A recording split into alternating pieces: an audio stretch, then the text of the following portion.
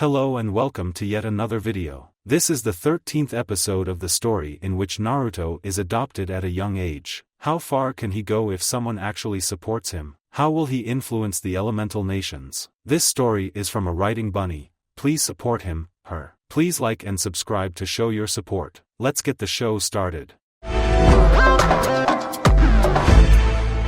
Underground base sound ninja really aren't much, Hataru thought as she electrocuted another one with her lightning chakra charged blade. But unfortunately there's an awful lot of them and I'm alone, she added when two others immediately took his place. She jumped back and ran her fingers through a series of hand seals. Megan, Jigaku Guka no Jutsu. The two sound ninja screamed in pain as they felt themselves being burned by a giant fireball, not realizing that it was just an illusion. Before they could do so and break out of it, Hataru sliced their throats. Two more down, she thought, who knows how many left to go. She let out a breath. She was alone for the moment, so she could afford to rest for a bit and she took the opportunity. Now that she thought about it, it was a wonder she wasn't attacked again immediately. Were the sound running out of men already? On second thought, there didn't seem to be quite enough shinobi in this base considering how big it was. Though Hataru encountered their groups often, she was never overwhelmed by their numbers and she could take breathers regularly. And she hadn't run into anyone considerably stronger than her after the initial clash. She filed the thought for later consideration. Now she had some captives to find and free. She walked through the corridor for about 2 minutes before she arrived at an intersection. Where now? She mused. The answer became obvious once she looked into all of the hallways. In the one on her left she saw two guards in front of a thick door. It looks like they're guarding something important, she thought. Now how to get through them? She didn't spend a long time on her strategy. Her fingers raced through hand seals. Soon the genjutsu was cast. The two guards turned to face the imaginary opponent rushing at them from the other direction. Their backs were facing Hataru now. The purple-haired kunoichi sprung into action. Her kodachi crackling with chakra, she quickly closed the distance between her and the guards and stabbed the closer one into the head. He collapsed without making a sound. Unfortunately by that time his colleague realized he was inside a genjutsu and broke out of it. He turned towards Hataru before she could stab him too. He blocked her attack with surprising strength. The purple-haired girl kicked his shin, but it felt like kicking a rock. Then the man's skin was covered with strange black pattern. Curse seal, the girl realized. And she had just thought that there weren't any tough enemies in this base. She really should have known better. This was going to be tough. She had to act quickly before he changed into his second-level form. She attacked with a series of furious slashes, but the man blocked her easily. She had the sinking feeling that he was toying with her. But that was something that could be exploited. If he didn't take her seriously, he wouldn't enter his second form. She jumped back. Running away, the sound ninja taunted. He seemed completely unfazed by his comrade's death. Hataru had heard that it was a common attitude among Oto shinobi. She didn't dwell on the thought, instead concentrating on the hand seals she was performing. Raitun, Raikurai, she shouted. A bolt of lightning sprung from her hands and hit the man in the chest. That stung, he complained. His shirt was singed, but that was all the effect the attack had. Hataru cursed in her mind. She had hoped for a bigger result. Is that all you've got? Her opponent taunted. He was inviting her to try something else. The Konoha kunoichi was happy to accept his invitation. Her fingers flashed through seals again. Raitun, piercing lightning, she cried the name of a powerful lightning attack. Her opponent tensed in anticipation of the almost unstoppable bolts. His face clearly showed his shock at her knowing such powerful technique. He had considered it impossible. In truth, Hataru couldn't perform it. But her shout was a diversion, making him miss the technique she had actually cast. So instead of the lightning bolts, the sound ninja suddenly found himself surrounded by rapidly whirling giant flowers. Their movements and bright colorful patterns were making him dizzy.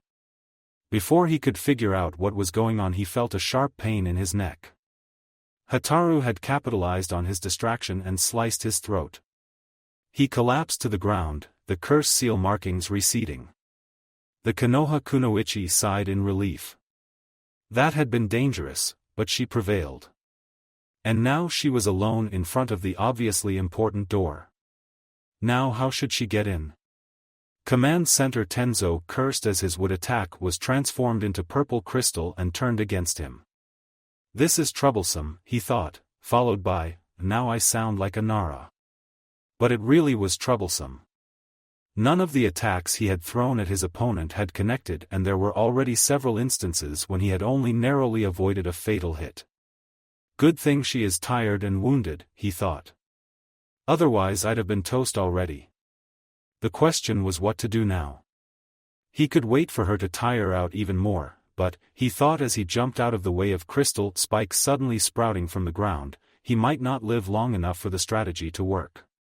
He couldn't wait for backup either, his 3 students being preoccupied with other sound ninja somewhere far away. He needed to do something now. If he just had any good ideas. He decided to go over the options from a tactical textbook. So if ninjutsu didn't work, what about some genjutsu? There was the problem that he wasn't exactly a genjutsu type, but he could do some. And he had already tried other tricks and failed. He quickly hid behind one cracked crystal pillar that used to be a tree not so long ago. His fingers performed the seals quickly. Kasumi Jusha no Jutsu, he whispered almost inaudibly. 3 copies of him appeared around Guran. She quickly cut them with her jade blades. But instead of disappearing, every clone divided into 2. The Oto Kunoichi looked at the 6 Tenzo copies surrounding her in shock. Disappear already, she yelled angrily and attacked them with fury. All she accomplished was multiplying their numbers faster. She tried to escape them, but they followed her. Tenzo saw this as his opportunity. He could take her down now that she was distracted. He grabbed a kunai and moved towards her, covered by his illusion clones. But just as he was within striking distance, Guran suddenly stopped swinging her blades wildly and turned onto him. He had just enough time to block the blade aimed at his neck, but her other one hit his flak jacket and turned a part of it into crystal, which promptly shattered. The former ANBU jumped back immediately, but he couldn't avoid the damage completely. He was now bleeding seriously from a wound on his stomach. Did you really think I'd fall for such primitive trick? Guran sneered. You leaf shinobi are really pathetic. Tenzo didn't answer. His last-ditch plan had just failed spectacularly and he got wounded. His situation had just taken a sharp turn for the worse. Solitary Cell Kurinai felt that she wasn't a very good jounin. She even felt like she didn't deserve to be one. She went as far as to theorize that if it wasn't for the war, she wouldn't have been promoted so quickly, if at all. But she had been promoted and assumed jounin duties. She had been quite relieved when her duties were to become a jounin sensei instead of a frontline fighter. She had been confident that she could do well as a teacher. And at first it seemed that she was right. Teaching had its own pitfalls, but she could overcome them and her 3 genin were improving. Kiba was still reckless, but she was doing her best to instill the value of thinking before acting into him. And his fighting and tracking abilities were good for his age and improving. Shino was always quiet and serious, but he could always handle whatever she threw at him. And Hinata, poor, little, shy Hinata, seemed to be gaining at least a tiny bit of confidence, despite her father's harsh words. Kurinai was convinced that given enough time she'd grow up into a fine kunoichi and allow herself to believe she was one. And the 3 genin worked very well together and cared about each other. They were a good team in the making. Everything had seemed alright. Then their first C-rank mission came and it turned into a spectacular failure. She hadn't expected to be ambushed so close to Konoha. There had been no warning. One moment everything had been quiet and the next they were under attack. She had managed to kill 2 of the attackers, but they fell quickly in face of the overwhelming numbers. They were taken into captivity. She knew very well what happened to captives. Especially if they were unlucky enough to get captured by Orochimaru's forces. And Kurenai had the sinking feeling that their attackers were from Otogekure. The young Jounin shivered when she thought about it. She forbade herself such depressing thoughts. She had to concentrate on something else, like getting out of here. But she had already gone through all her options for 100 times. She was bound so tight she couldn't move, there was a chakra-suppressing seal on her and she was inside a sturdy cell. She could do exactly nothing. She really hated her situation. Then she could hear some commotion outside the door. She raised her head. Was it already time for her to be taken away for experiments? Or, she almost didn't dare to hope, did help arrive? She listened carefully. Yes, there was definitely a fight going on outside. She wondered who was fighting whom. Then the sounds of scuffle ended. Kurenai wondered who won. The quiet on the other side of the door was oppressive.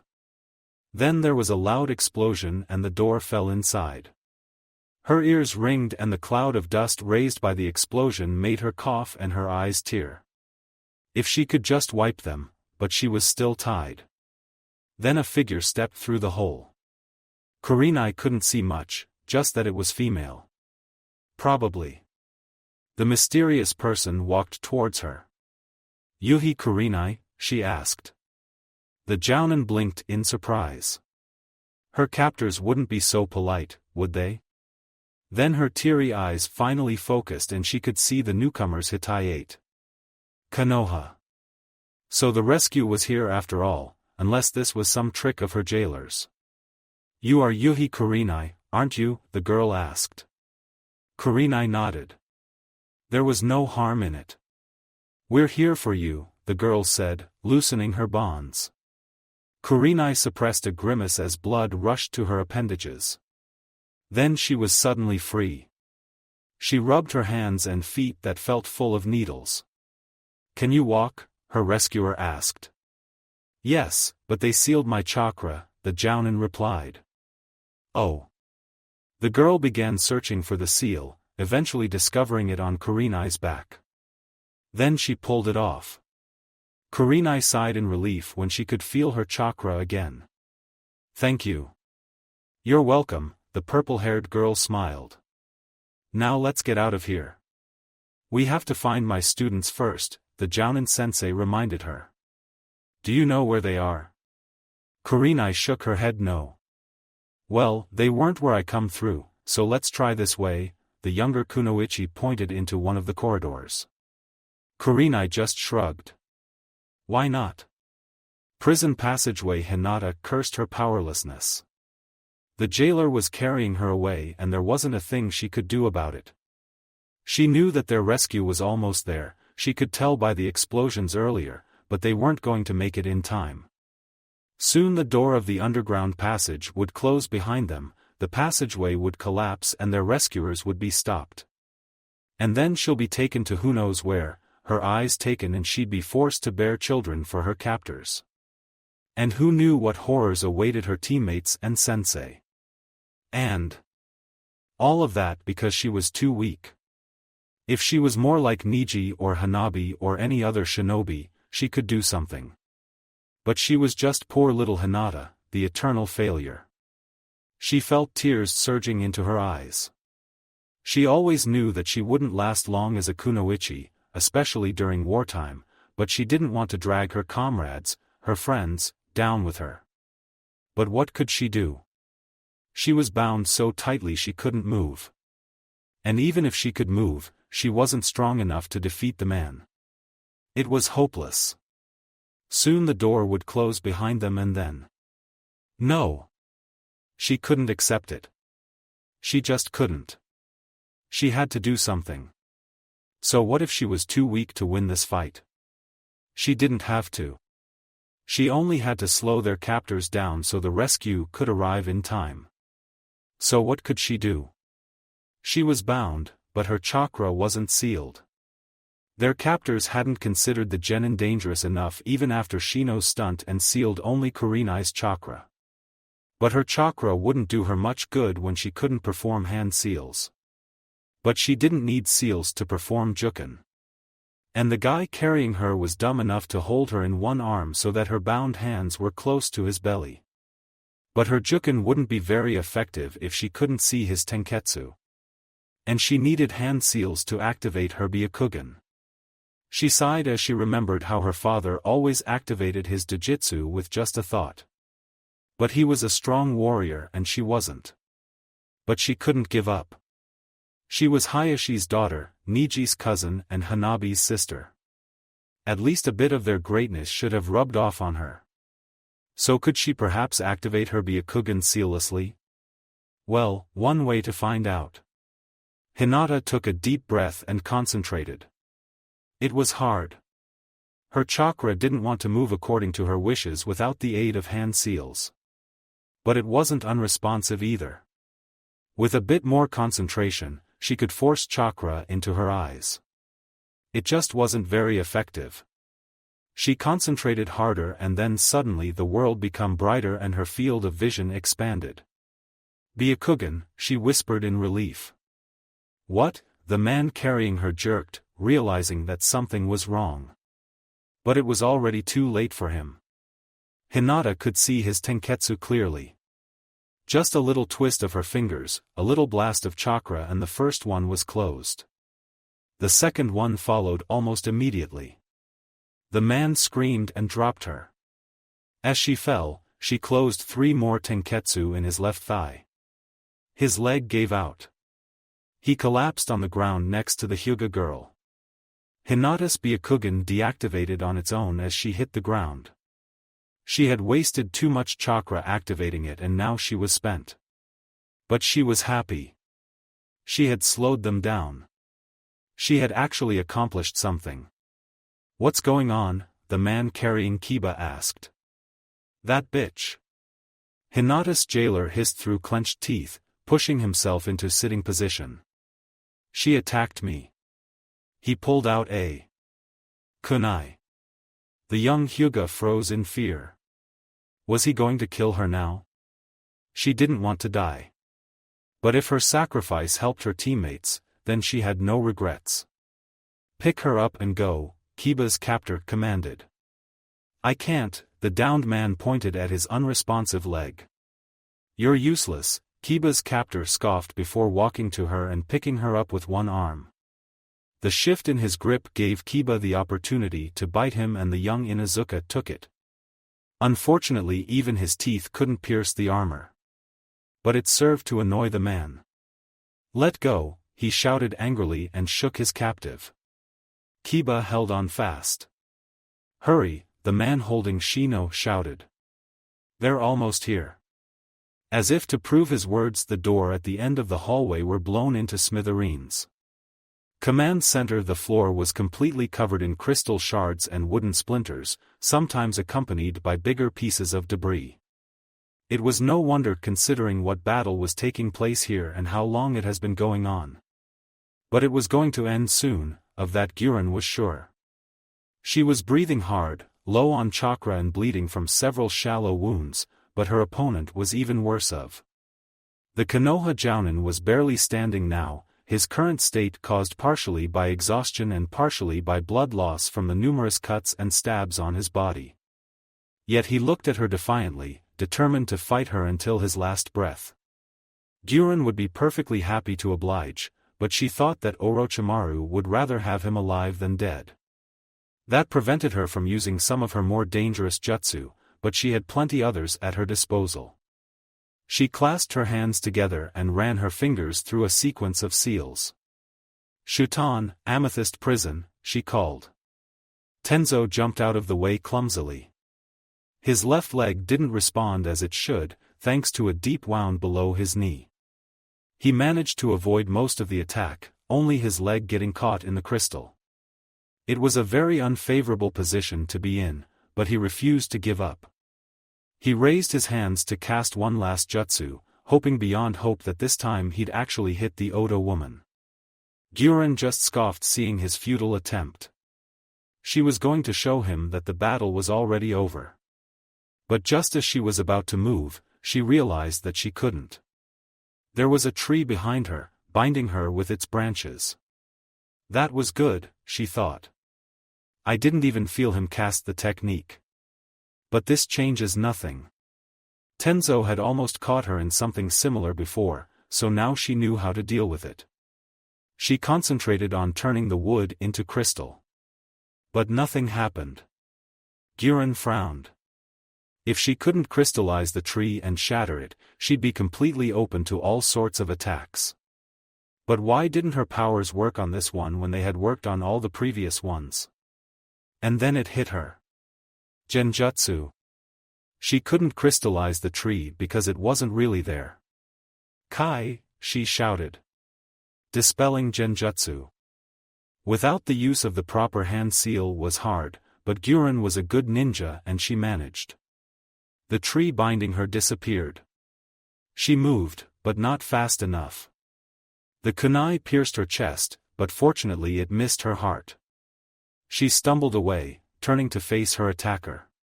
It was the red-eyed kunoichi they had captured several days earlier. Guran snarled at her.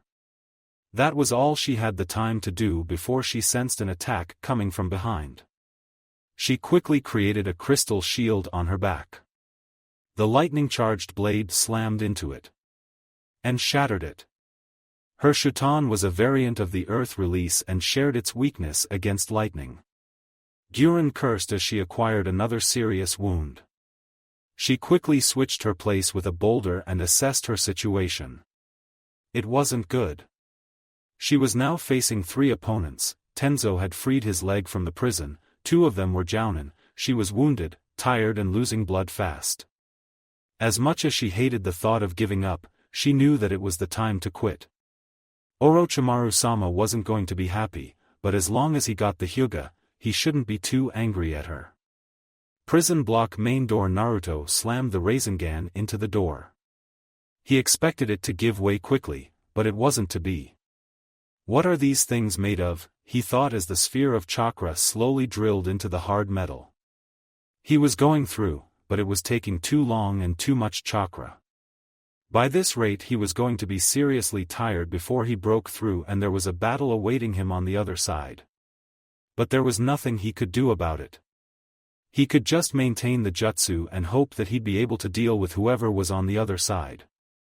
If just the Rasengan could cut like the wind chakra, he mused. He imagined a concentrated sphere of deadly sharp wind chakra drilling into the door, destroying them within seconds. Now that would be awesome. But unfortunately the Rasengan wasn't an elemental technique, so the cutting power wasn't so great and he was stuck waiting for it to work. Then what about making Rasengan a wind jutsu? The Chunin mused slightly. That would be the coolest thing in the world. But unfortunately it would be also extremely difficult. Even the regular Rasengan required almost all of his concentration. Concentration that he had let slip. Naruto frowned when he realized that his Rasengan had lost its spherical shape, turning into a vortex of raw chakra which, while quite dangerous, couldn't really cut through the reinforced metal. He deactivated the jutsu to stop wasting chakra, sent a sheepish look to the impatient Hana and then applied it again. And slammed it into the door. He was surprised when the door suddenly gave way. He had expected it to take longer. He lost his balance and fell into the corridor behind it. Kiba! Hana shouted, jumping over him, her 3 partners following at her heels.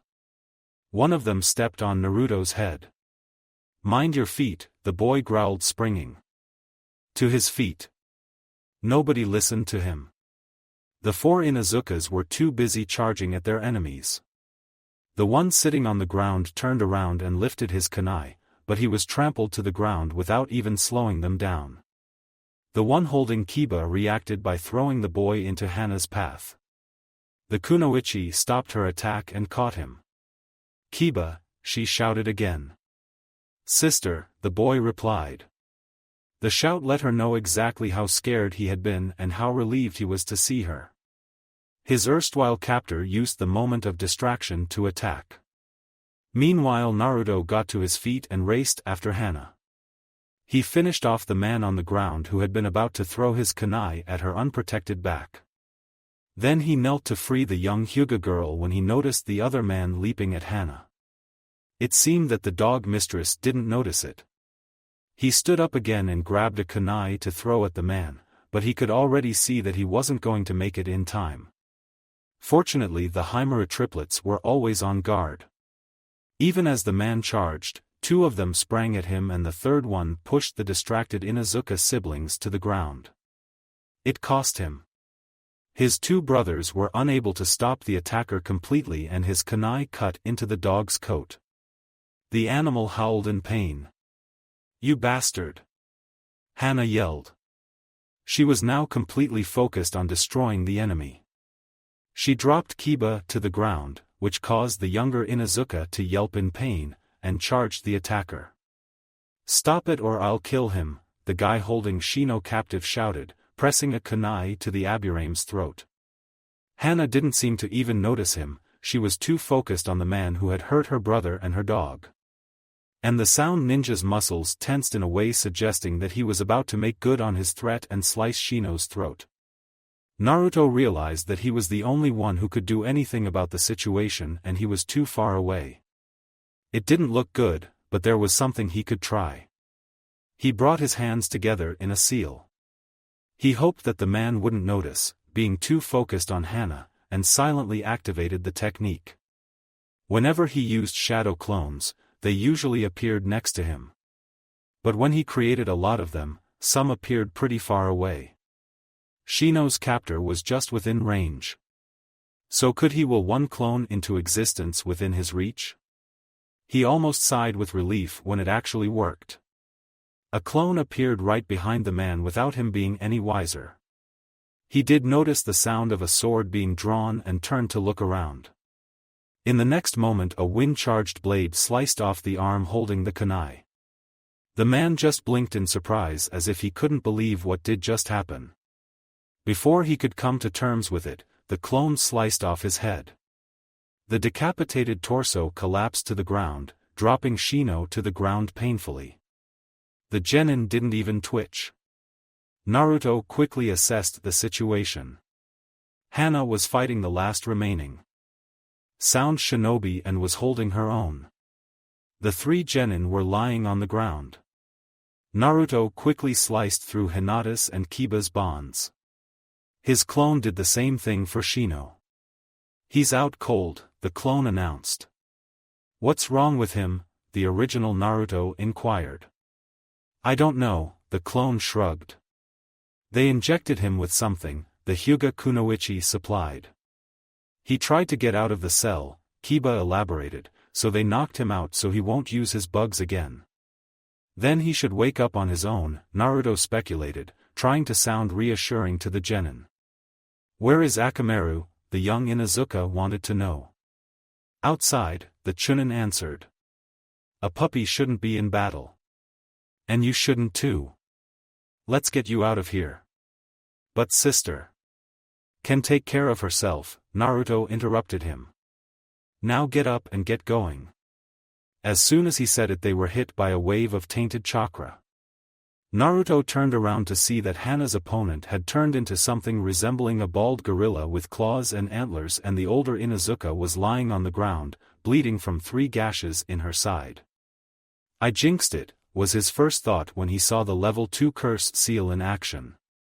They had been lucky so far that they hadn't run into one up to now. "Change of plan," he said to the 3 genin. "You grab Shino and run and I fight him." He shoved the unconscious genin his clone had brought into their arms. "But..." Kiba wanted to protest, but the Chunin cut him off.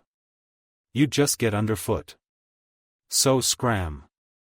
They didn't look happy, but they obeyed. Naruto didn't wait for them to round the corner and joined the melee.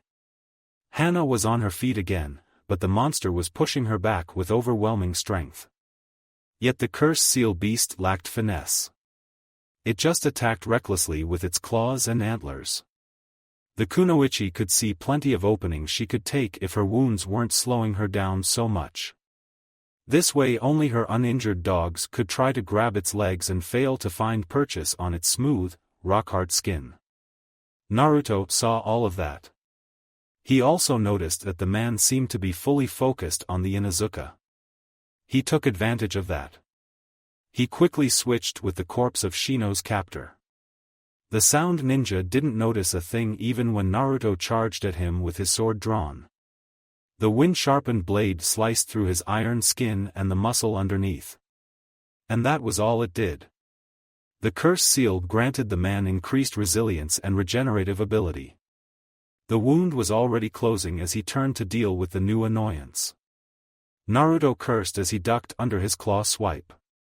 It's been a long time since he fought one of these beings and he forgot just how tough they were. Now he was remembering. He also recalled that they tended to have some weak spot. It was just the question of finding it and exploiting it before they could kill you. He blocked the beast's next attack and observed it carefully to figure out where its weakness could be. So far nothing stood out. Its skin was uniformly smooth. Even the belly didn't look any less armored than the rest. That left the head as the most likely spot. But hitting it was easier said than done. Despite its lack of tactics, the cursed seal monster never forgot to protect it. This was going to need some strategy. Fortunately, he wasn't fighting alone. Hana used her short reprieve to pull herself together. She stood up and threw a soldier pill to her one uninjured dog. He grew bigger and darker before turning into her copy. She decided that now was a good time to try out her new jutsu. Gate Na. She and her dog sprung forward, spinning to create two cutting discs. The monster gorilla's back was wide enough for both of them to hit. They slammed into it. They failed to cause significant damage, but they knocked the enemy to the ground. Before it could get up, Naruto took his chance. A Rasengan formed in his hand. Then he slammed it into the beast's head. It had tried to defend with its antlers, but the Chunin evaded them skillfully. Then the rotating chakra sphere drilled into its brain. Soon the sound ninja was dead, his transformation fading upon his demise. That was more trouble than it should be, Hana remarked. Naruto didn't argue. We're lucky we didn't run into these before. Though it's strange there weren't more. I wonder if the others fought them. They fell silent for a moment, contemplating possible implications. Their thoughts were interrupted by the sounds of fighting coming from the direction of the prison block. The prison Hinata and Kiba made their way through the prison, dragging Shino's unresponsive body with them. As they walked past the occupied cages, the prisoners moved towards the grates, looking at them and some of them calling to them. Help us. Don't leave us here. Take us with you. Please. We can't leave them here, Kiba-kun, Hinata spoke. We have to get away, her teammate said, but he didn't sound very convinced. He wanted to help these people too, but the sounds of battle coming from behind told him that they should get out of here fast. The others can help them later. Hinata had to admit that it was true, but she didn't like it. She hated the feeling of being stuck in a cell, waiting in dread for whatever nasty thing their captors had in store for them. She wouldn't wish that fate on anyone. And, she thought as she heard a loud explosion from where their rescuers were fighting, if they ran into trouble on their way, they'd be screwed. If we free them, they can help us against the sound ninja, she pointed out. Now Kiba had to admit that it was the truth. As much as he considered himself an awesome ninja, he couldn't forget how he had fared in their last fight and he didn't even have Akamaru here this time.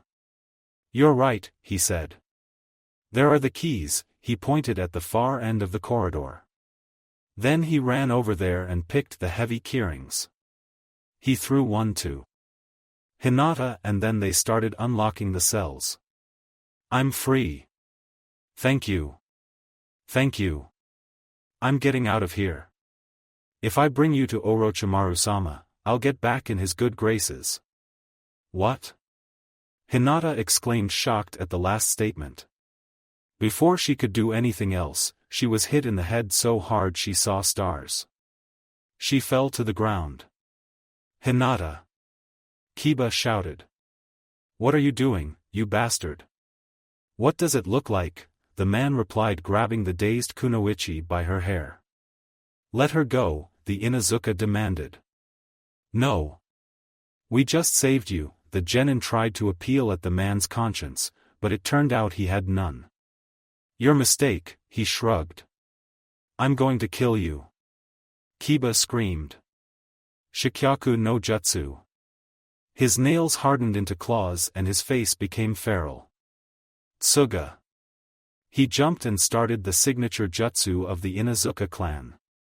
The furry tornado flew at the man. But Kiba still had a long way to go before he became any proficient with it. The man dodged easily and punched the boy as he flew past him. Kiba crashed into the wall, his head pounding. You're 100 years too early to take on me, puppy, the man scoffed. But Kiba's charge had one positive result, it forced the man to let go of Hinata. The girl scrambled to her feet. Her fingers went through the necessary seals. They felt sluggish, but she managed to complete the sequence before the man turned to her. Byakugan, she said. Immediately she could see his chakra circulatory system. He was just a step away. Her hands glowed with chakra and she attacked. Unfortunately, the man was a seasoned fighter and sensed her attack before it could land. He whirled around. Hinata's fingers still delivered a painful hit, but they failed to close any tenketsu. Then the man's hand closed around her wrist and yanked at it painfully. She was thrown forward, right into Kiba. The two genin landed in a heap. Hinata's Byakugan deactivated. She had no energy to keep it on anymore. Somebody help us, she cried desperately. Sure, the people they had freed would help them in turn. But nobody did.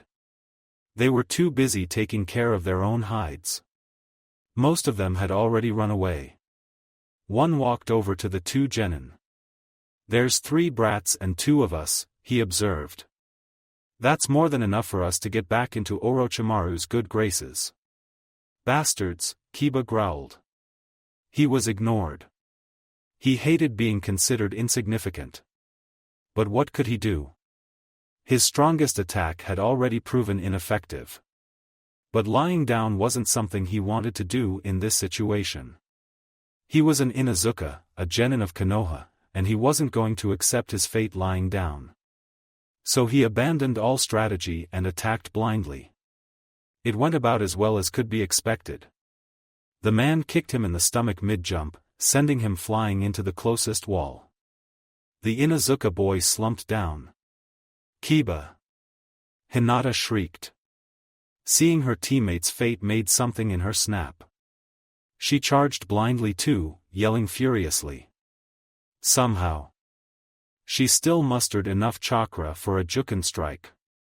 And by some miracle she actually managed to connect before the man kicked her away too. You bitch, he shouted, the pain in his side making him furious. He stalked towards her. Don't kill her or Orochimaru-sama won't forgive us, the other man stated, but he was ignored. The two genin saw there was nothing they could do. The man was going to kill them in his rage. They could just sit and tremble as he approached them. Then he suddenly stopped, an expression of surprise appearing on his face. He turned around even as blood started seeping into his clothes. He was just in time to see a little blonde Chunin charging at him. Naruto was glad that his wind chakra charged kunai had hit home and that it had been enough to stop the man. With Orochimaru's creations one could never be sure whether a wound was serious or not. Quite often the answer was not. Even this man was still standing with an injury that would have killed a normal person. But it still slowed him down. He barely lifted his arms in defense when Naruto charged at him. His block was ineffective. Naruto was using his whirlwind fist and the rotating wind blades cut deep into his forearms, taking out huge chunks of flesh and bones. The man just stared in disbelief at his now useless stumps. Naruto finished him off by a strike to the head. Then Hana tore out his throat to make sure, despite the fact that his brain was leaking out of the hole in his skull. In the next moment a high-pitched sound sent them all to their knees. The Konoha group lay on the ground, not sure which way was up and clutched at their hurting ears. Just what was that? They got their answer soon enough as they saw the other former captive walking towards them, his arms positioned to unleash another sound attack if need be. His lips were moving, but nobody could hear his words. Their ears were ringing too much. They all wondered whether they became permanently deaf. Naruto was the closest to the man. He knew that it was up to him to act and he'd have to do it soon or the man might unleash another attack. And the young ninja didn't know whether he'd be able to withstand it. The question was what he could do. He doubted he'd manage to grab his sword and slice the man in half in time. And if he wanted to use a ninjutsu, he probably wouldn't make it either. Taijutsu was out of the question, his sense of balance was completely off. That left only one thing he could do. He took a deep breath and screamed. The man countered with another of his sound attacks. The two techniques nullified each other. Then a kunai flew by. The throw was wide and the man didn't pay it any attention. He advanced another step. Naruto pushed himself to his knees. His sense of balance was still off, but at least he now didn't confuse up and down anymore. The former prisoner just smirked and lifted his arm again. Then an explosion from behind threw him forward, straight into Naruto. The Chunin took the opportunity. He grabbed the man's neck and concentrated his wind chakra into his palms. Blood flowed from the cut jugular. Naruto then stabbed the man for good measure. Then he threw the corpse away and stood up. "I got him!" Kiba exclaimed. "Hey, sis, did you see my awesome work with the exploding tag?" "I saw," Hana replied. She didn't sound as proud as the younger Inuzuka thought she would. "And do you see that?" She pointed to the epicenter of the explosion. The walls there were cracked and purple glass-like shards littered the ground. "You nearly brought the ceiling down on our heads. Be more careful with the blast notes next time. And don't borrow my equipment without permission again." "Sorry," Kiba apologized. "How could I know this base is so shoddy?" He pretended he didn't hear the part about taking Hana's exploding note.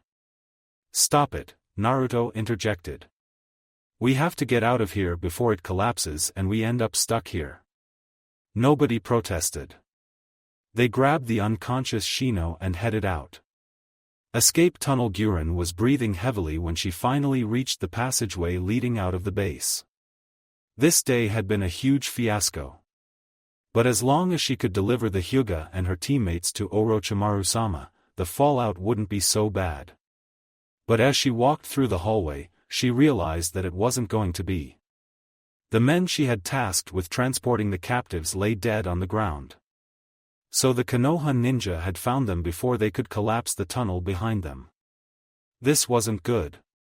She wanted to run after the Leaf group herself and wrestle the three genin from them and if possible add some more specimens for Orochimaru-sama to experiment on, but the rational part of her mind insisted that it was impossible.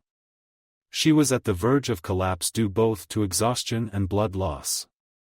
She probably wouldn't be able to defeat the three genin, much less whoever had rescued them. Her eyes narrowed. "So you think you've won," she thought. "But it isn't going to be so easy. You aren't getting out of here alive." Then she laid her hand on the wall. She sent whatever chakra she had left into the stones. They responded to her immediately. She had set up the whole base to be that way when she had created it with her Shuton power. Then she gave the walls an order. She smiled grimly as they cracked in response. Yes, the Konoha ninja won't be leaving alive. She didn't wait to see the results of her handiwork and limped away. Base hallways. The group wasn't moving as fast as they wanted. Though Naruto had created clones to carry those who couldn't walk on their own, namely Shino and 2 of the Haimaru siblings, they still had 2 genin with them, and Hana's injuries were slowing her down considerably. The boy just prayed that they wouldn't run into a cursed seal monster or some other result of Orochimaru's experiments who happened to be actually good at fighting. He was the only one still in fighting condition, and even he was battered a lot. Fortunately, it seemed that they had already defeated most of the base's forces on their way in. Though they still encountered a few opponents, they were Chunin level at best. Naruto could deal with them even in his current fatigued state. Then a cracking sound made everybody snap at attention. What was that? Kiba asked, looking around. Hinata tried to activate her Byakugan, but was too tired for that. Something's breaking, Hana spoke. It sounds like stone or glass. Glass? Here? Her brother questioned. Naruto paled. He remembered, where did he see something resembling glass here? Could it be the walls breaking? You mean? The older Inuzuka started, not finishing her sentence. Her point was made obvious by the crack suddenly appearing in the ceiling. The base is going to collapse. Naruto yelled. This was bad. He could deal with enemies, but having the structure bury them alive would be too much. And though he assumed they were close to the exit now, they couldn't exactly take the same way they had fallen through on their way in and had to search for an alternate route. That could and probably would take too long. Run! Kiba screamed in fright and took off through the corridor. The rest of the group followed him, having no better idea. They raced against time as more and more cracks appeared around them. The base could collapse at any minute. They came at an intersection and Kiba sprinted straight through, completely missing the upwards leading stairs in the corridor on the right. Wait! Hana screamed, but the genin was too panicked to listen. Maybe he couldn't even hear her. Naruto just created a pair of clones, making them appear close to the desperately fleeing child. The 2 clones grabbed him. Kiba bit one and dispelled it in his panic, but the other one managed to pick him up and carry him back to the group, who was already climbing the stairs. Once they reached the top, they could feel fresh breeze. The exit's near. Hana exclaimed, trying to restore hope in the group. They didn't have much of it. The walls were already cracked so much that it was a miracle they were still holding together. But with their goal almost within sight, everybody found some last reserves of strength and sprinted faster. They almost made it. They could already see the faint light coming from outside. Then a figure stepped into their path and it was obvious that it wasn't one of their comrades. Go away! Naruto yelled, rushing at him. The man showed no intention to obey him. In fact, he looked determined to bar their escape with all his power. Naruto drew his sword. As he neared the man, he slashed with all his might and wind chakra, extending his blade greatly. It sliced deep into the man's chest. But he refused to fall. As Naruto was about to pass him, he grabbed the boy's arm, stopping him in his track. Only then he collapsed, right under the feet of the rest of the team. It caused a mass tumble. Bastard! Kiba shouted, stabbing the man with Hana's borrowed kunai. It was pointless, as the man was already dying. Then the ceiling finally collapsed. Command Center, thanks for the rescue, Tenzo sighed wearily. It had come in the nick of time. He wasn't sure he could have lasted another minute. Can you stand? Kurenai asked. Probably, Tenzo shrugged. We should take care of your wounds first, Hataru suggested. Her teacher was still bleeding and if he passed out of blood loss, it would cause problems. She reached into her equipment pouch and took out a roll of bandages. Though she was no medic, she could at least slow down the bleeding. We have to find my students, Kurenai said. Though she could see the need to take care of the other Jounin's injuries, she was beside herself with worry. She had now seen enough to know that they had been captured by Odo forces. And that meant being in Orochimaru's power. The tales of the traitorous Sanin's experiments scared her to the core. She tried not to think about what the sick bastard might have already done to her poor students. The only thought that prevented her from panicking was that it seemed that Orochimaru himself wasn't present here. I haven't seen them, Tenzo said. And we have to find Hana and Naruto too, Hataru reminded them. They can take care of themselves, the wood user said. You couldn't take care of yourself, the purple-haired Kunoichi pointed out while tying the bandages. I think these were the strongest fighters in this base, Tenzo speculated. Hopefully, Kurenai said. Nobody had anything to say to this. A little while after that Hataru tied the last knot. It's finished, she announced. Then let's go, Kurenai decided. She was getting impatient. The whole group stood up, Tenzo a bit shakily, and headed for the only exit from the wrecked command room. Before they could reach it, they heard the ominous sound of glass cracking. Repeatedly. What's that? Hataru asked, drawing her kodachi. She couldn't see any hostiles, yet there was a profound sense of danger in the air. And more sound of glass cracking. Then something fell from the ceiling. It was a piece of crystal. It was shortly followed by another. And another. The ceiling's going to collapse. Kurenai realized. The cracks were now very visible. And then the doorway crumbled. There was no way they could make it out now. Mokutan, wood barrier. Tenzo shouted, using what chakra he had still left to form a protective cocoon around them. He prayed that it would be enough even as he heard the ominous rumble signaling that the ceiling finally gave way. Rubble Naruto grumbled as he threw away a large chunk of soil with grass. We were so lucky, he commented. Were there any more earth above us? We'd be dead, Hana finished his sentence. But don't be so fast with the lucky part.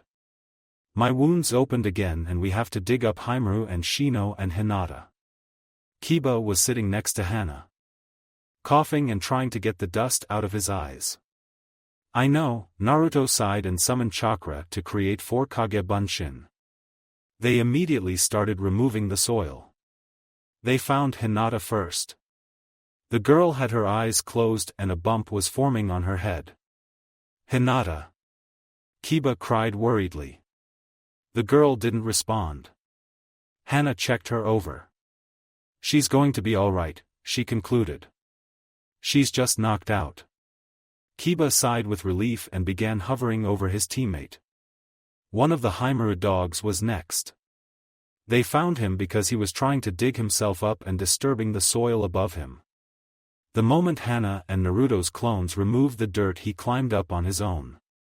Beneath him lay one of his brothers, too injured to get out on his own, but the 2 Chunin pulled him up without much trouble. Finding the third one took a bit longer. Fortunately, the 2 freed dogs showed them where to dig. They found the big dog draped protectively over Shino's body.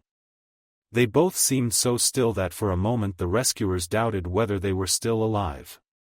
It turned out that they were, but their condition was serious. Not only they were buried the deepest, but also the longest. They need to get to the hospital, Hana informed her companions. I can't treat them well enough here. And you need to get to the hospital too, Naruto pointed out. And we're in no shape to travel. Where's Akamaru? Kiba asked. We can't leave him here. And where's Tenzo? And Hataru? Naruto added. And Kurenai-sensei? Kiba added. Akamaru. Hey, Akamaru. Where are you? You said you left him at the exit, he said. This isn't where we came in, Hana replied. Are you sure? Naruto questioned. The landscape changed so much. It was true. There was now a crater where the underground base used to be. I'm sure, Hana stated. We're further north and a bit to the east. So where's Akamaru? Kiba demanded. I think somewhere over there, Hana pointed right across the crater filled with broken trees. It seemed nigh impossible to get across. "All right!" Kiba exclaimed and ran into the devastation. Naruto sighed and followed after him. He couldn't allow the genin to run around alone when there might still be enemies around. The wrecked forest was easier to move through than it seemed at the first glance. It was still harder than running through a regular forest, but there were still spaces between the branches a ninja could jump through and branches and trunks to step onto. The two boys were making a good time. "Akamaru!" Kiba called when he thought they might be getting close. "Akamaru! Where are you?" Finally a soft whine responded. "Akamaru!" Kiba cried in relief and ran in that direction. He was so overjoyed that he ignored everything but his partner. Naruto, following a few steps behind him, didn't have senses as fine as an Inuzuka, but he still detected a suspicious sound. "Wait, Kiba," he called, but the genin ignored him completely. Maybe he didn't even hear him. He was so concentrated on his partner. Akamaru whined again and this time it sounded distressed. "Everything's going to be all right, boy," Kiba assured him. Naruto disagreed. This situation wasn't all right. He sped up and tackled the young Inuzuka to the ground. "What the hell?" Kiba demanded as he landed face down in the dirt. He was answered by a pair of kunai flying in their direction. Naruto used his kunai to knock them down from the air. "So you noticed me," a voice spoke. There was a rustle of leaves and a young man, or rather still a teenager, with an Oto Hitaiate walked out of the foliage. In his left hand he was holding Akamaru by the scruff of his neck. The puppy was struggling to get free, but couldn't do much in his position. "Akamaru!" Kiba shouted desperately. "Put him down." "I don't think so," the sound ninja shook his head. "Now put your weapons down or this mutt dies." "You bastard!" Kiba growled. He looked ready to charge at the enemy, but the fear for his partner's life was holding him back. The Oto Shinobi just sneered viciously at him. "You have 5 seconds," he spoke, raising his right hand with a kunai to Akamaru's body. In the next second 3 kunai charged with wind chakra hit him. 2 pierced both of his wrists, forcing him to drop Akamaru and the kunai, 3rd went through his neck, severing his spine. "That's how you do it," Naruto said. "But you made a nice distraction, Kiba." There was another pained whine, informing them that Akamaru didn't land safely. "Akamaru!" Kiba ran to his partner, completely ignoring Naruto's lecture. The Chunin sighed. Kiba really had a one-track mind, but that wasn't surprising, considering how Hana always was if one of her dogs got hurt. "You should be careful," Naruto lectured the dog user. "We told you there might still be sound ninja around." "Akamaru, are you alright?" Naruto shook his head. The genin really wasn't listening. "Let's get him to Hana," Naruto said. That finally got through to the boy. "And don't run off again." The broken forest, the broken trees lay all around in awkward angles. Their leaves were still green, but soon they'll begin withering and crumbling. They were already dead. Eventually new trees will grow in their place, but the devastation would be obvious for decades to come. One young tree didn't know that it wasn't its time to grow and flourish yet. It shot towards the sky with amazing speed, quickly turning from a tiny seedling into a giant tree. It looked out of place among the devastation. Then its trunk split and out fell a man. He remained motionless among the broken branches. Not long after him 2 more figures followed out of the tree. Both of them immediately knelt next to the man. "How is he?" Hotaru asked. "I'm no medic," Kurenai answered, "but I'd say complete chakra exhaustion. That type that takes weeks to recover from at best." "That's bad," Hotaru mused. "It's no wonder," the genjutsu mistress said. "He's been through a tough fight," then he had to protect us from the base collapsing, and then he created this hollow tree to allow us to get out. Frankly, I'm amazed he lasted this long. Good thing he did. Hotaru shuddered thinking of what would have happened if he didn't. Being buried alive wasn't something she wanted to experience. Ever. So what now? We still have to find my students, Kurenai stated. She didn't want to think of the possibility that they might be already dead or dying under several tons of soil and crystal, but her too logical mind insisted that it was the most likely possibility. If that was so, there was nothing she could do for them. No matter how much she wanted to dig through the whole area with her bare hands. There was just too much ground to cover to be humanely possible. Hotaru was entertaining similar thoughts, only she was worrying about her teammates. What are we going to do with him? She pointed at the unconscious Tenzo. We can't leave him here, and we can't drag him along through this. She pointed at the mess of tree branches all around them. Then you stay with him and I'll search, Kurenai decided. She didn't wait for an answer and took off. Outside the base it was almost evening when the two groups finally found each other. Dragging Tenzo to the camp Hana had set took a bit longer, so by the time everybody was at one place it was already dark. Their group was in a sorry state. They could only hope that they wouldn't be attacked, because they had only 3 people who were in the state to put up a fight. Hinata awoke shortly after the teams were reunited. Hana, who by now was about to succumb to her injuries and exhaustion, checked her over briefly and declared her healthy enough. Then she enlisted her help in taking care of the wounded.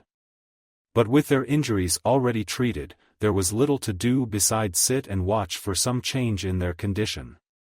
Soon everybody who could went to sleep, only those who were on guard duty remaining awake. Hinata sat nearby the sleeping people, others, looking like misery personified. She obviously needed someone to comfort her, but Shino was still unconscious. Kiba had fussed over his injured sister and her dogs until he exhausted himself and fell asleep, and Kurenai, as the person in the best condition, was doing her best to provide security for their small camp. Naruto realized that it was up to him. He walked up to the girl and sat down next to her. "What's wrong?" he asked. She sighed and looked down.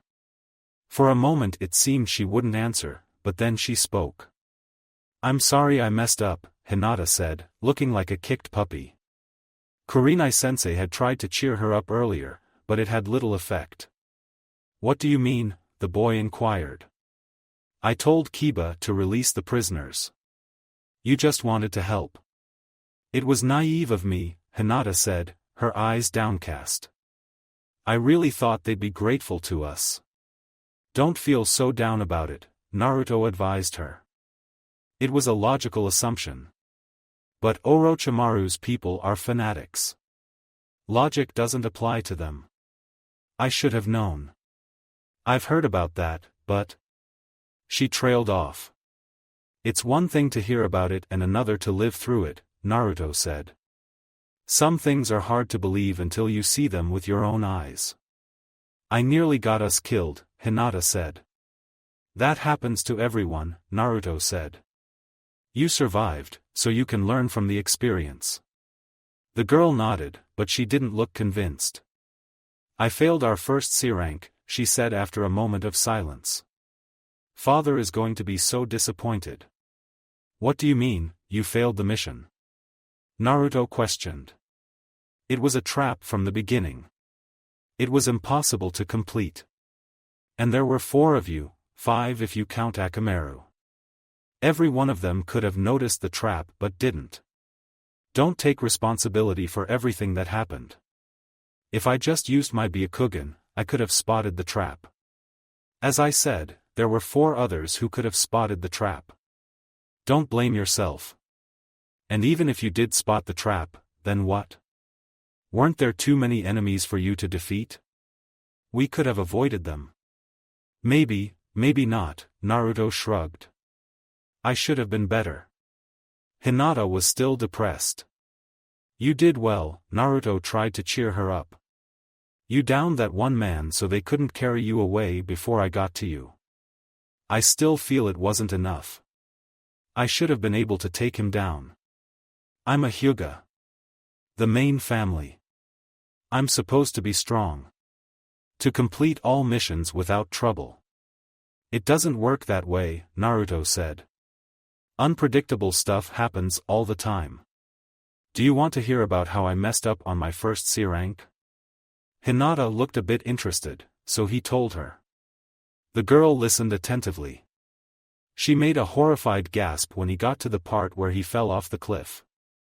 Don't look so scared, Naruto told her. I'm still here. Hinata nodded. I wish I were as strong as you, she said forlornly. It isn't fun as it sounds, Naruto replied. Hinata looked at him questioningly. She didn't like the expression in his face when he said it. As if he was recalling something unspeakably terrible. She wanted to ask, but something told her she rather shouldn't. She most certainly wouldn't like the answer. How can I be strong, she asked instead, just to break the awkward silence. She immediately wondered why did she say this of all things. She? Strong? Everybody agreed that she was weak, and that included her. Being strong was an impossible dream. First you must believe you can be strong, Naruto answered. Hinata found herself listening attentively. Maybe he'll say something that'd actually work. If you believe you'll fail, then you'll fail. How can I believe I can be strong? Naruto scratched his head. He wasn't very good at giving sage advice and he had already met his quota for today. Just think of all you've accomplished. Then think of what more you can do. Hinata looked down. She hadn't accomplished much. Naruto realized that he had said the wrong thing, though he didn't understand why. But he felt he should do something before the girl broke down crying. He did the only thing that came to mind, he hugged Hinata around the shoulders. The girl stiffened for a bit and then blushed deep red. Naruto couldn't see it thanks to her hair covering her face. You are strong. Don't forget it. Hinata's heart sped up. A boy was hugging her and telling her nice things. What was it? Could it be, she didn't almost dare to think about it, that he liked her? No, Hinata told herself, he barely knew her. He was just being nice and trying to cheer her up. She shouldn't read more into it. But she had to admit that this was like a scene from a fairy tale. A hero had saved her and now he was sitting next to her. All that was missing was a declaration of love and then they would live happily ever after. Only this wasn't a fairy tale and there won't be the happy end. Or even the declaration of love. Once they'd return to Konoha he'd leave on another mission and she'd have to return to her clan, to her father's cold eyes and Nijinizan's hateful ones and Hanabi's condescending ones. This fairy tale moment will become only a distant memory. But it was a memory she was going to cherish, that much she knew for sure. Then Naruto let go of her and Hinata felt a sense of loss. She wished he'd hold her longer, perhaps even never let her go, but it wasn't to be. He didn't like her that way. And why would he? She was just plain little Hinata, not strong, not beautiful. But she hoped that Naruto would do it again. She wanted to say something to bring the fairy tale moment back, but she was interrupted by a whine. One of the Himera triplets moved in his sleep and that made his wound hurt. Hinata walked over to him and patted his head trying to comfort him. The dog soon quieted down. When the animal fell back asleep, Naruto was no longer in the camp, having left to patrol the surroundings. Hinata sighed. Of course he wouldn't stay with her, he had other duties to attend to. They belonged into different worlds. But she still hoped she'd see him again. Even if it was from a distance. Shino woke up the next morning. He felt groggy, but Hana was certain that he'd recover fully. The young Aburame was feeling down because a part of his hive died as a result of whatever the sound jailers had used on him. But enough of his Kikaichu had survived for the colony to recover. And as a nice bonus, some of those he had spread all over the base went undiscovered and now could supply valuable info about the enemy. Especially the general location of one of Orochimaru's bases sounded useful. Shortly after that they were approached by another Konoha team who had noticed the cloud of dust caused by the base collapsing and came to investigate.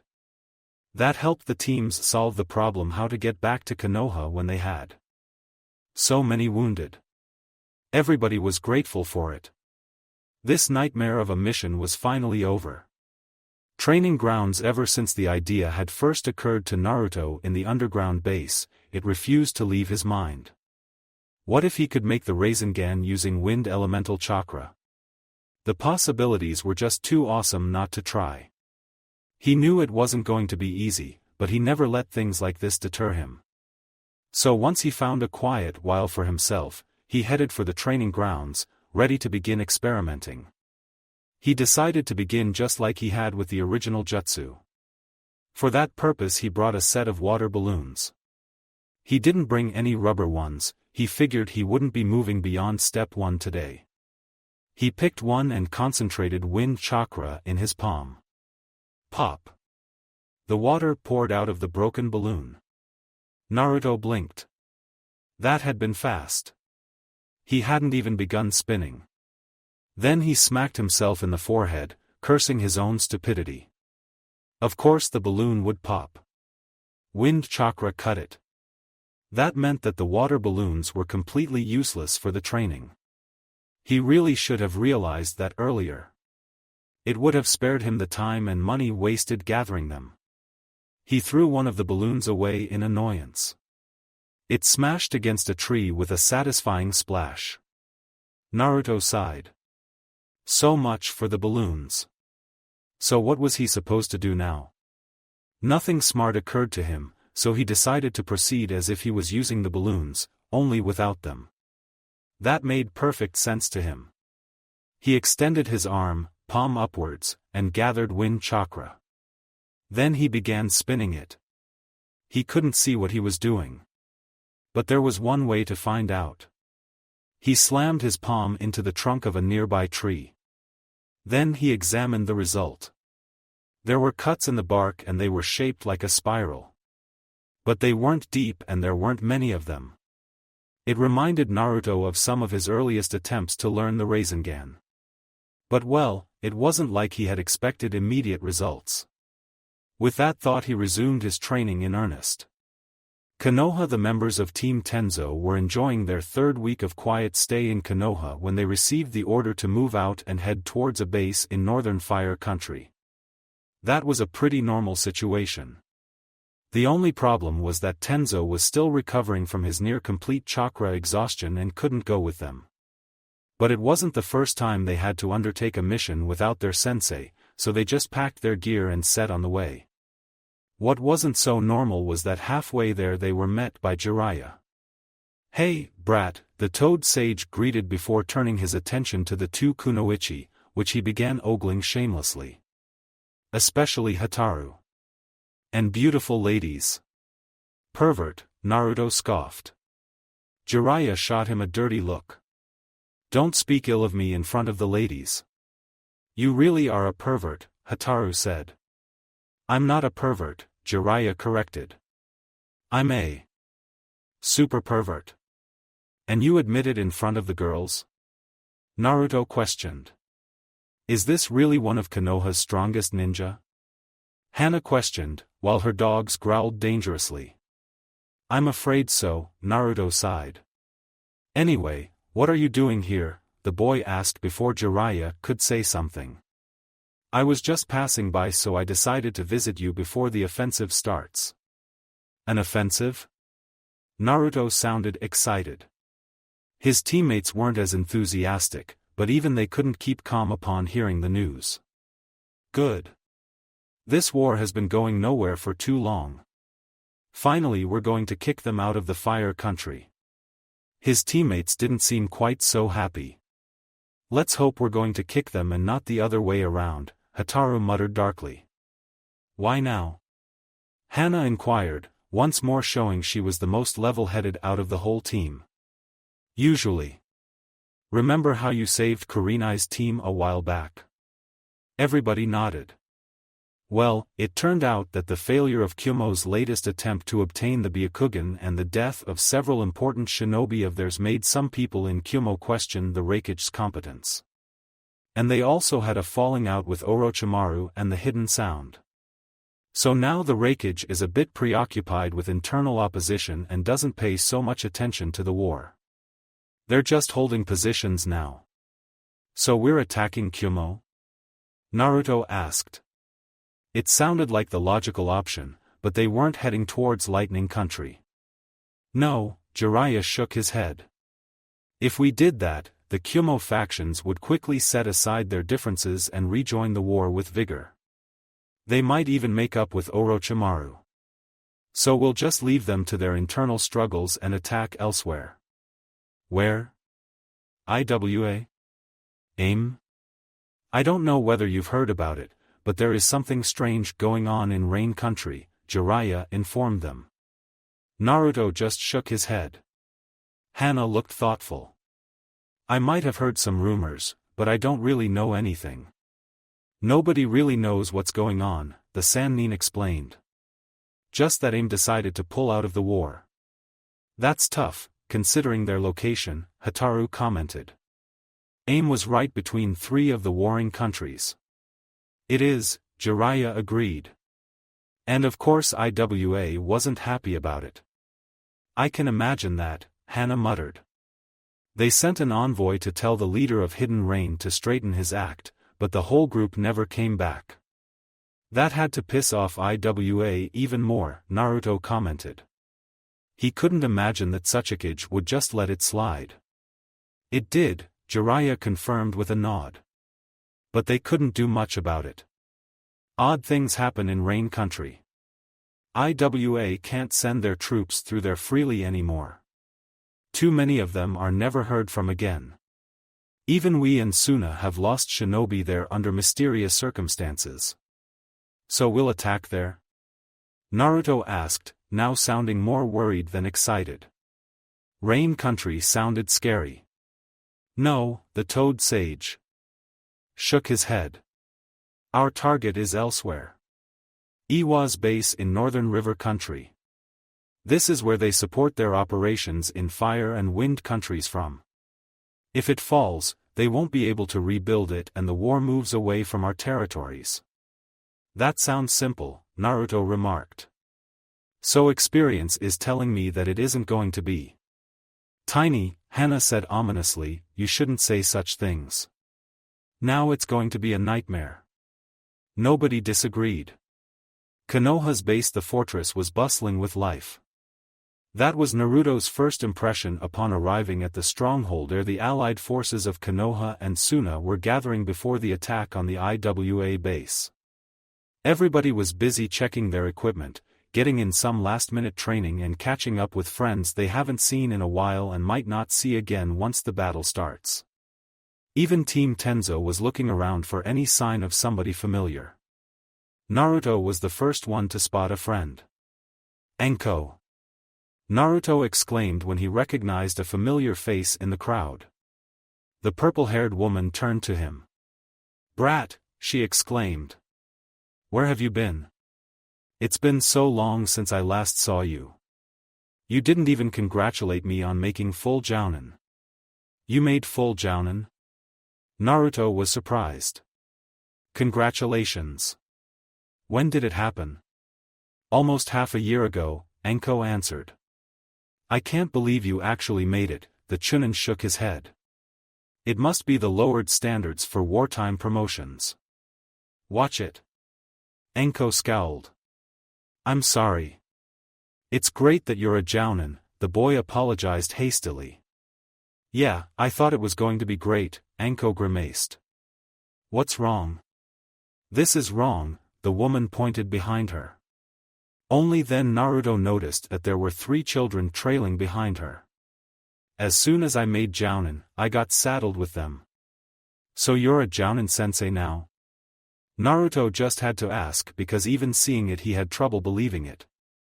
Yes. And this is Team 4. But I prefer calling them team cannon fodder. They're hopeless. They would have never made genin if we weren't short on manpower. The 3 genin didn't look too happy with their sensei's assessment of them. I was the 4th best kunoichi in our year, the girl of Team 4 stated proudly. Considering the competition, this isn't an achievement to be proud of, Ami, Anko commented. I'm strong. I'm good with traps, Ami insisted. You mean you're not completely useless, Anko corrected. The genin kunoichi scowled, but didn't dare to talk back to her sensei. Anko had beaten the tendency out of her during their first month together. Fortunately, it doesn't matter that they're so useless. They'll be leaving tomorrow. We won't be here for the attack, one of the boys asked. His tone was both relieved and disappointed. Of course not, Tobio. You'd just get slaughtered, Anko informed him sweetly. Tobio looked mildly offended, but didn't say a thing. And now go get some rest. You're leaving early. Morning. Team 4 obediently left. After the 3 genin disappeared from their sight, Naruto asked, are they really so bad?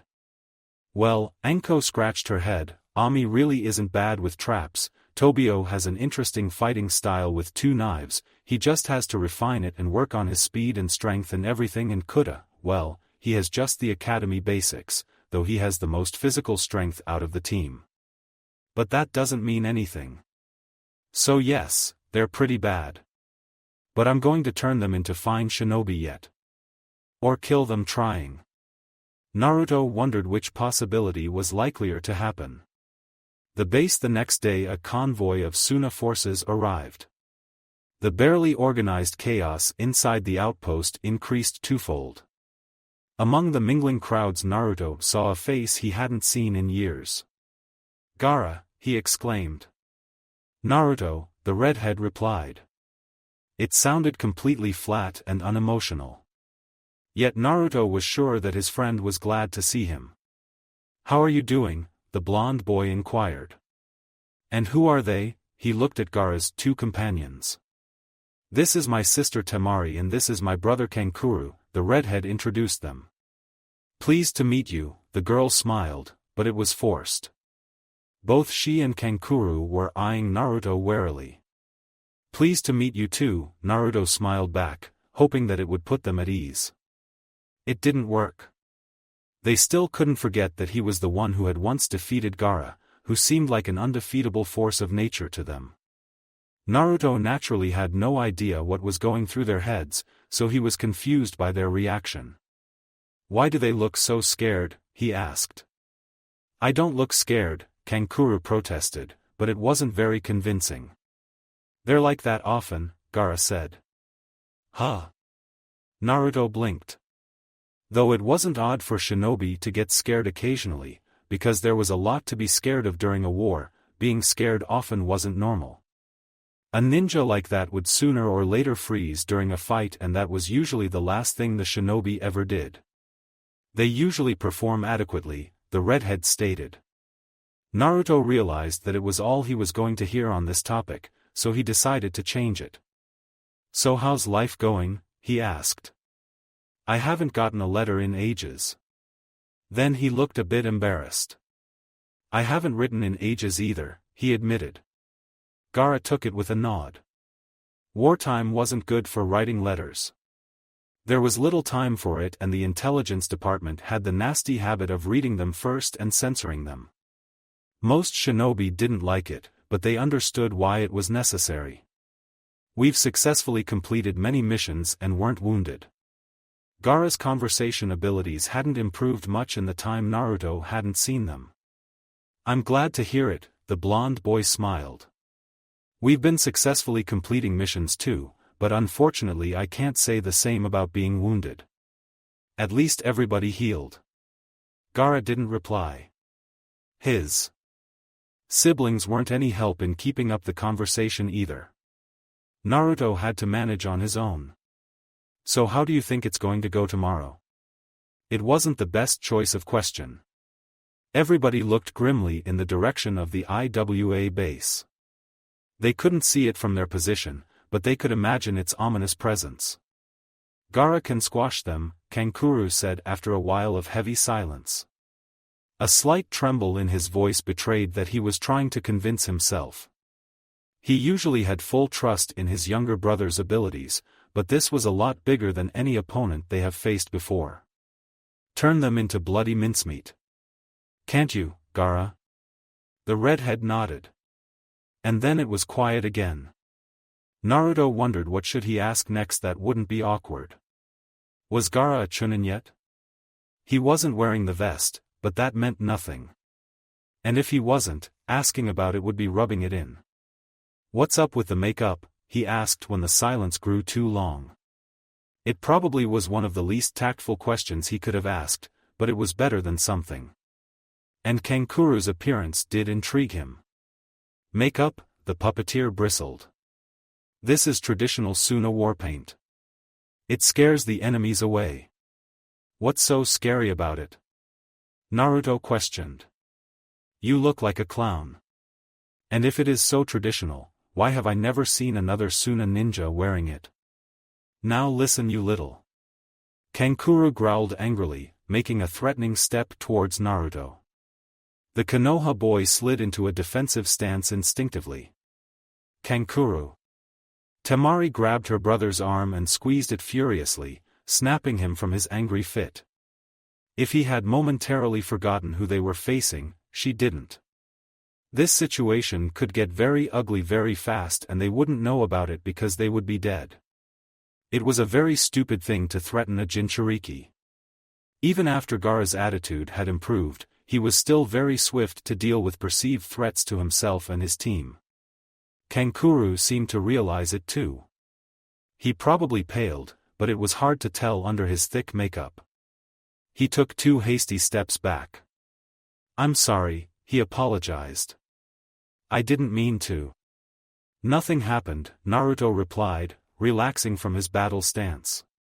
Temari and Kankuro watched him as if they weren't sure he actually meant it. He was a bit puzzled by the Sunna team's behavior. Gaara's siblings were seriously weird. Here you are, a new voice interrupted the already halting conversation. Naruto looked up to see a jounin he remembered from Sunna. Temari and Kankuro looked happy to see him. Much happier than the situation called for, the Konoha Chunin noted. Baki-sensei, the girl said, sounding relieved. What is the matter?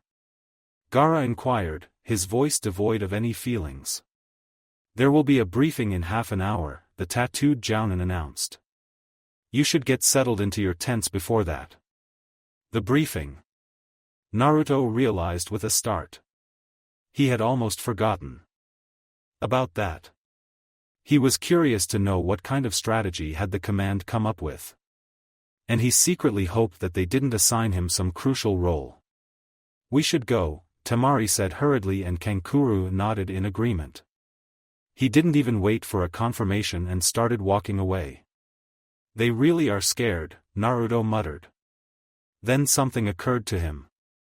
Hey, are you scared of me? He asked a bit louder. Kankuro yelped, as if caught with his hand in the cookie jar. Temari merely paled a bit. Why? Naruto didn't understand. He didn't think he was that scary. The 2 older Kazekage's children looked at him as if he was stupid. To them it was unbelievable how somebody could not fear him. It's just 26 minutes now, Baki interjected, cutting the conversation short. I'll see you later, Gaara said. Yes. I'll see you too. After the briefing. Bye. Gaara nodded. And then they went their separate ways. Elsewhere in the base, we'll overcome those unyouthful rocks with the power of our youth, a loud man's voice bellowed at the top of his lungs. We'll melt them with our blazing spirits.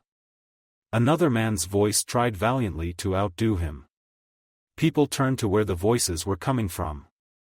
There they saw 2 men, one in a green leotard and a Konoha flak jacket, the other in a yellow tiger-striped suit and a Sunna flak jacket. Mato Gai of Konoha and Yuku of Sunna had gravitated towards each other in an inevitable manner, sensing a kindred soul. "Oh no, there are two of them," somebody groaned. The sentence perfectly summed up the feelings of the assembled shinobi, no matter what village they were from. Near Iwa's fortress, Gaara watched the enemy fortress impassively. Even in the dark he could see that it was much bigger and a lot more dangerous than any enemy he had faced before, but that didn't bother him. He had the power of Shikaku at his command. That was a power much worse than anything the IWA garrison could throw at them.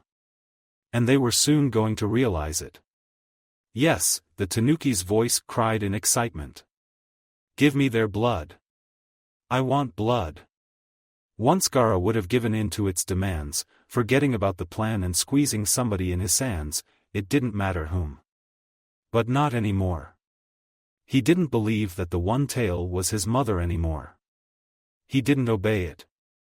He obeyed only himself. And Baki-sensei and the Kazekage, don't call him father, if he had to. Tonight he was going to be on his best behavior, following his instructions down to a T. Only if everything went right, there wouldn't be too many casualties on their side. His eyes and thoughts drifted to the two figures standing beside him. Temari. Kankuro. Once virtual strangers, but during the last year they had become real siblings. It hadn't been easy. At first they hadn't trusted him, not believing that a monster could change so much in such a short time, but after the war started and they were made a team, they spent almost all their time together. They trained together, they took missions together. After Gaara saved their lives a couple of times, they finally accepted that he meant well and warmed up towards him. It still took several months after that, but they grew really close. It was mainly because of them that Gaara didn't want to endanger the strategy. "I want blood," the Ichibi pouted in his head. "You will get it," Gaara promised. Later.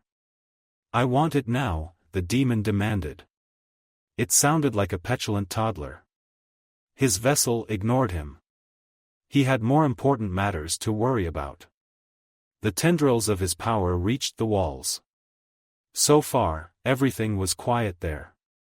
Most of its inhabitants slept soundly and the guards patrolling the perimeter were calm too. They had no idea that his power was already working its magic underneath them. But soon they would find out just what exactly he did. But by that time it would be already too late for them. Then a shout of alarm sounded from the stronghold. Gaara startled. Did they notice his work? Or was it something else? But the surroundings of the fortress were still quiet, only inside the IWA ninja began rousing and running to their posts. Well, it didn't matter to him. Even if they did detect his presence, something a chakra sensor was capable of doing, they couldn't stop him. He just stood calmly and continued his work. Konoha and Sunna Forces Command Center, they've noticed. Well, it would have been nice if they didn't, but we didn't really count on that. Let's just progress with the plan. Give the signal. Near the fortress walls Naruto was slowly making his way forward. He suppressed his chakra and concentrated on becoming invisible. He knew that should his technique fail, he would be sitting duck. There was nothing to take cover behind this close to the enemy fortress. The IWA ninja had made sure of that to prevent surprise attacks. And destroying all cover wasn't all they did. He had passed several traps on his way here, only barely avoiding springing a couple of them. He could fall right into another one any moment. Or he could just trip some kind of detection seal and there would be jutsu raining on his unprotected back any moment now. He took several deep breaths to compose himself. Fear would only hinder him. He knew that this was as close to a suicide mission as he ever got. Hell, it probably was a suicide mission, but he understood the strategic importance of what he was doing. The IWA forces were at a great advantage as long as they were behind their tall, thick walls. Many Konoha and Sunna ninja would die if they just attacked and there was no guarantee that they would be able to break through. That was why the walls had to come down first. And that was where they came in. The human weapons. Naruto really hated thinking like that, but he understood the strategic need. Somebody had to tear down the walls, and there were only 3 people in the joint Konoha/Sunna alliance camp with the power to do so. Gaara was probably already working his magic, slowly turning the bedrock under the fortress to sand. But it was going to take him a long time to finish. Naruto hoped that he'd have the time to do so and his part in the plan wouldn't be so crucial. A loud cry from the IWA fortress informed him that his prayers went unfulfilled. He froze for a moment. Had he been spotted? Or did something else tip the rock shinobi off? Considering he couldn't detect any deadly jutsu heading for him yet, it was probably the second possibility. But he couldn't count on remaining undetected much longer. Now the enemy was on alert, they'd have a much easier time discovering him. He increased his pace, trying to cover as much ground as he could before it happened. Then a red flare lit the sky. Their signal to attack. He abandoned all attempts at stealth and sprinted forward. The wall was just a short distance from him now. As he ran, he smeared some blood over the red line. The familiar unwelcome sensation of red fire coursing through his veins came immediately. The chakra cloak formed around him and 2 tails sprouted from his back. Naruto hated it, but he understood the need. A shout informed him that he had been spotted at the same time as he stepped into a pit trap. He just hit the ground around the pit with his tails and chakra claws and sprung forward, leaving the trap behind. Then he finally reached the wall and struck at it with all his might. It was a testament to the builder's skill that the wall held, Naruto's attacks making only a small dent into it. Well, it wouldn't be considered a small dent on any other wall, but the sheer size of the fortress wall made it appear so. Then there were boulders raining at him from the sky. Naruto swung his tails and batted them away. Then flames tried to fry him, but they had just as little success as the boulders. Naruto ignored them and pounded at the wall, breaking off chunks of stone. Then rocks fell again, followed by kunai with exploding tags, and then the ground beneath his feet turned into a swamp, threatening to swallow him. Naruto swore. He couldn't stay there anymore. He sprung upwards, his chakra claws biting into the smooth stone wall. He climbed fast. The IWA ninja tried to stop him, but he dodged their first barrage of jutsu, and what he couldn't dodge was stopped by his chakra cloak. Then he was on top. He was alone in the heart of an enemy stronghold, but it didn't bother him one bit. Though considering the giant toad sitting on the wall he could see out of the corner of his eye, he wasn't completely alone. But Jiraiya and his summons were far away, so they didn't really count. It didn't matter anyway. What mattered was that there were enemies to kill everywhere. And they were already readying themselves to kill him, so he should make haste when disposing of them. Deep inside his mind the Kyuubi growled approvingly. Naruto swung his tails, smashing them into a small group of shinobi who tried to sneak behind his back. Then he sprung forward and tore into those trying to fire jutsu at him. This went on for a while. Naruto had lost count of how many IWA ninja he had ripped apart. The bloodlust was intoxicating.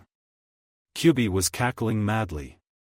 Naruto wanted to smack him and push him back into the seal, but he knew that if he did so, he'd be killed within seconds.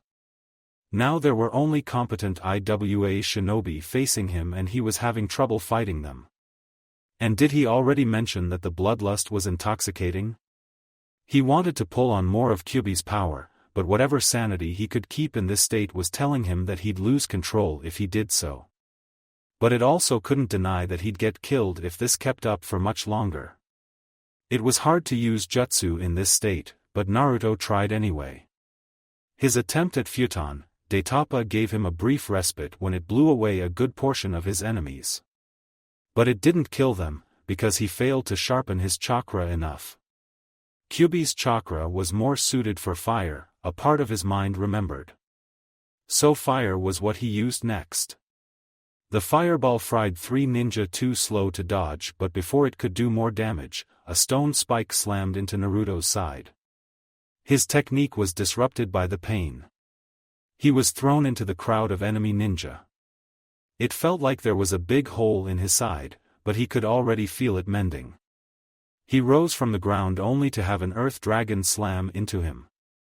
He was thrown around again, this time landing on the outer wall of the fortress. That reminded him of something. Wasn't he supposed to destroy it? He couldn't remember. But what he knew very well was that he was losing this fight. Kill them, kill them, kill them, kill them. Kyubi chanted in his mind. Take more of my power. It was a very tempting offer and Naruto was about to accept. He knew that he'd lose control, but if he didn't do it he'd lose his life. He tried to figure out which was the lesser evil, but it was so hard to think with Kyubi's rage clouding his mind. Then the wall under him suddenly collapsed. With Jiraiya he saw the wall collapse. That didn't unsettle him. It just meant that things were going according to the plan for the time being. What did unsettle him was that he stopped feeling the Kyubi's chakra shortly after it happened. He wondered what did it mean. Did Naruto suppress it on his own volition once his job was done and he didn't need it anymore? Or did it mean he was hurt or even dead? What are you doing, Jiraiya? Gamabunta scolded him, using his sword to block an attack headed for the Sannin's exposed back. You can't space out in the middle of a battle. Sorry, the Toad Sage smiled sheepishly, using his long white hair to bind and squeeze to death an IWA shinobi who had sneaked too close. I'm just worried about Naruto. This isn't a good time to be worried, the boss Toad pointed out, using his sword to cut an approaching Iwagakure ninja in half from above. Unfortunately the man dodged and Gamabunta only broke the floor. I know, Jiraiya replied, slamming a Rasengan into a rock jounin who came too close. But he couldn't help it, he had to worry. He wished he had let Naruto sign the Toad contract before the battle began. That way he could be reverse summoned out of danger once his job was done. But he had considered the boy too young for it and now Naruto was stuck in the middle of enemy territory with nobody to back him up, at least until the attacking forces would make it there. And that was still going to take at least 1 minute, which could easily be a minute more than his godson had. He decided that if they both survived the battle, he'd let the boy sign the contract. He would be safer that way. An explosion shook the ground nearby, shaking him from his musings and reminding him just what danger they all were in. Jiraiya couldn't take it anymore. He had to go and see what had happened to Naruto. His fingers flashed through hand seals and an earth dragon formed and cleared a path through the enemy lines. Jiraiya immediately started that way, but before he could get far an explosion blocked his path. Only a quickly performed Hari Jaizu saved him from serious injuries. Once he let his hair retract, he could see an IWA ninja charging at him. And judging from his chakra he was one of the strongest fighters here. Jiraiya sighed. Getting through this one was going to take time. Sorry, Naruto, it seems you're on your own. Near the IWA fortress they raced across the open fields. Everybody was pumping as much chakra as they could into their legs. Nobody wanted to stay on the deadly ground for any longer than they absolutely had to, mostly because they didn't want to serve as practice dummies for some of Iwa's nastier jutsu. The haste had cost many of them dearly when they had run straight into the traps littering the ground. But they still pressed on. Hana had another reason to rush. Her teammate was out there. Completely alone. Her mind was full of horror images of what could be happening to him right now. That was the main reason why she was here instead of in the back with the other medics. The rational part of her mind was telling her that it was unwise, but she told it to shut up. Her teammate was in danger and she was going to do everything in her power to get him out of there in one piece. She shot a sideways glance at Hotaru, who was running next to her. Judging by the determined expression on the purple-haired Kunoichi's face, she was thinking the same. And so they ran. The fortress walls, looming ominously in front of them, were becoming bigger and bigger. Even the collapsed part did little to make them seem less threatening. They could already recognize the individual shinobi standing atop them, even in the insufficient light. The thought was quickly followed by the realization that the IWA shinobi could now see them well too and that they were going to get within jutsu firing distance any moment now. Almost as soon as she thought it, the first technique was cast. It was a futon, a bit unusual among rock shinobi, but nothing really odd.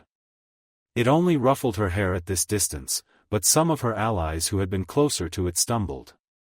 And then more techniques followed. The battle was on. The attacking army quickly responded with their jutsu. First, somebody from Sunna swung a giant fan, knocking several IWA ninja off the walls. Then somebody joined with a katan, but it fell a bit short of its target. A bunch of small explosions showed where several exploding tags had landed. The IWA defenders responded with an avalanche of giant round stones. Hotaru and Hana dodged at the last moment, but some of their comrades weren't so lucky. And then they were almost at the breach in the wall.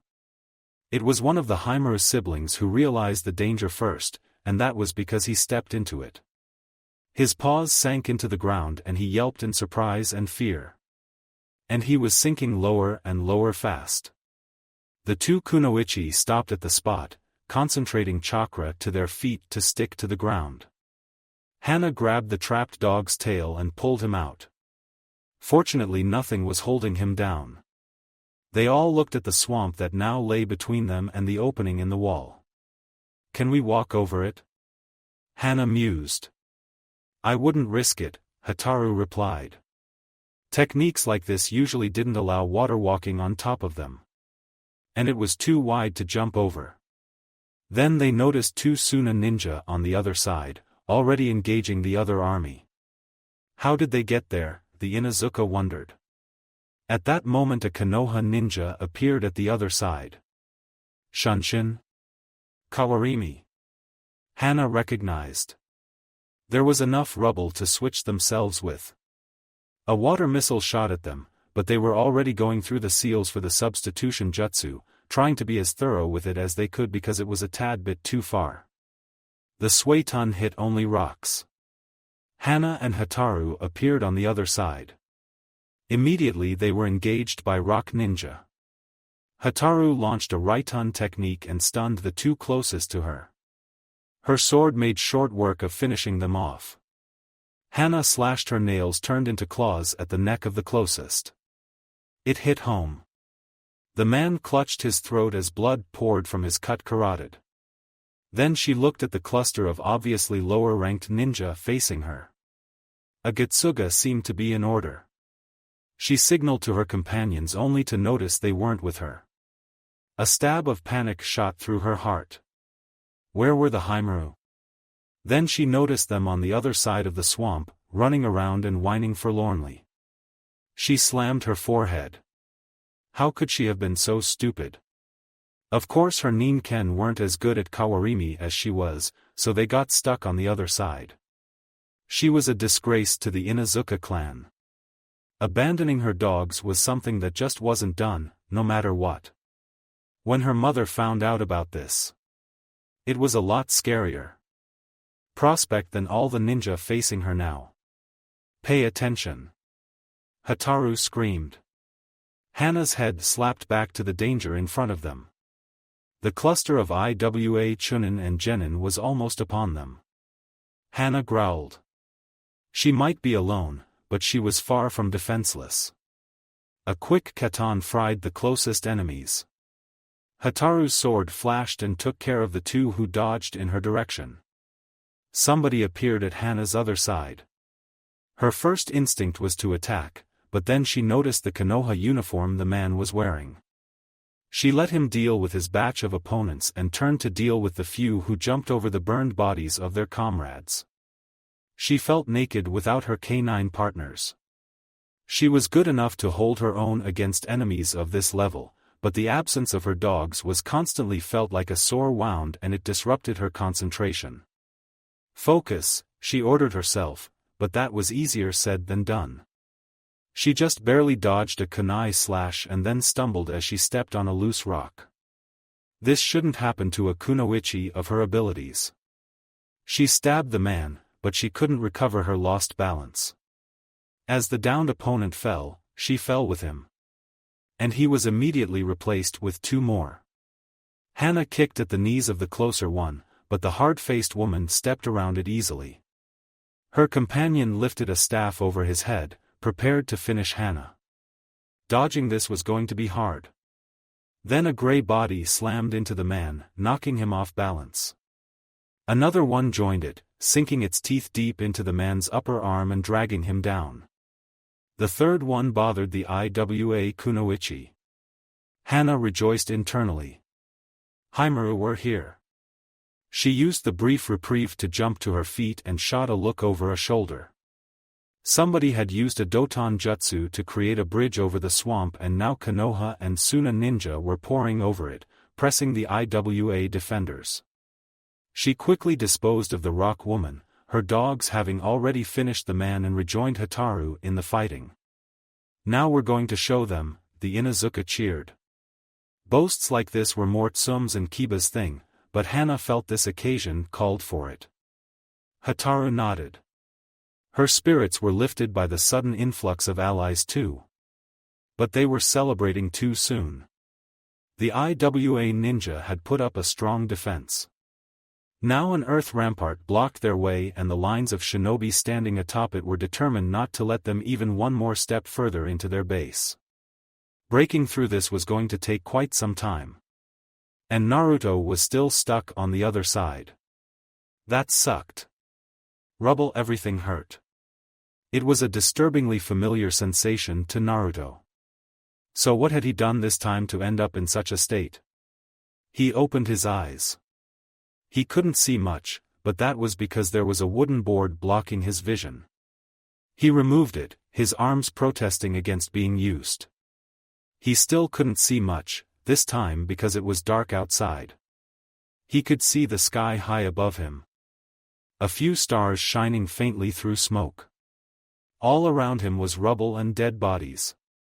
It was no surprise considering he could hear a battle going on close by.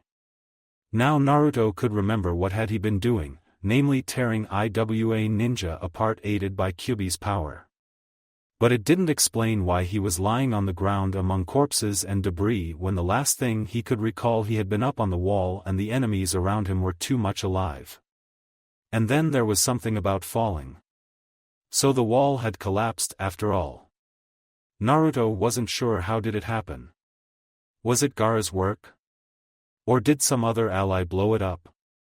He didn't know, he was just certain that it wasn't his work, even if that was exactly what he had been supposed to do. But it was very hard to remember his orders while under the influence of Kyuubi's power. It was all he could do to tell apart friend from foe. Speaking of which, why wasn't he high on the Kitsune's chakra now? He didn't recall pushing it back. Did the flow of chakra stop when he had been knocked out by the fall? Probably. And whatever had been left in his system had been used to heal him, because there was no way he could have survived this fall uninjured. The sound of footsteps on stones let him know that he wasn't as alone as it had seemed at first. He turned his head towards its source. There he saw the silhouette of a large man heading straight for him. Naruto was unable to tell any details, but he was pretty sure that this one was an enemy. He reached for his sword, despite his muscles' loud protests, only to realize that he wasn't in possession of it anymore. Where did he lose it? He had no idea, and it didn't matter nearly as much as the fast-approaching hostile. Naruto pushed himself to his feet. Once he was moving, the pain was easier to ignore. The man was almost upon him. Naruto let out a battle cry, activating his whirlwind fist. Then he charged. He stumbled over a piece of rock he couldn't see well in the darkness, but it turned out to be a good thing because that way the man's fist passed harmlessly above his head while Naruto's strike drilled into his thigh. The man collapsed with a yell right on top of Naruto. The young Chunin pulled out a kunai and stabbed below the hem of his flak jacket. The man screamed. Naruto stabbed again, this time sharpening the blade with wind chakra. The man gurgled and went still. Naruto pushed the corpse off him and got to his feet. He took a moment to survey his surroundings. He could hear the sounds of battle some distance away and the sounds of many feet running, but in his immediate vicinity it was quiet. Had he been so lucky to fall down away from the action? Or had he crawled here unconsciously? He didn't know, he was just happy that he had survived while he was knocked out. If the IWA ninja had found him while he had been unconscious, he'd be already dead. Good thing the main attack wave had arrived in time to occupy their attention. He didn't think about what he should do next. There was a battle going on, so he was going to fight. His injuries and tiredness didn't matter, he was already getting used to them.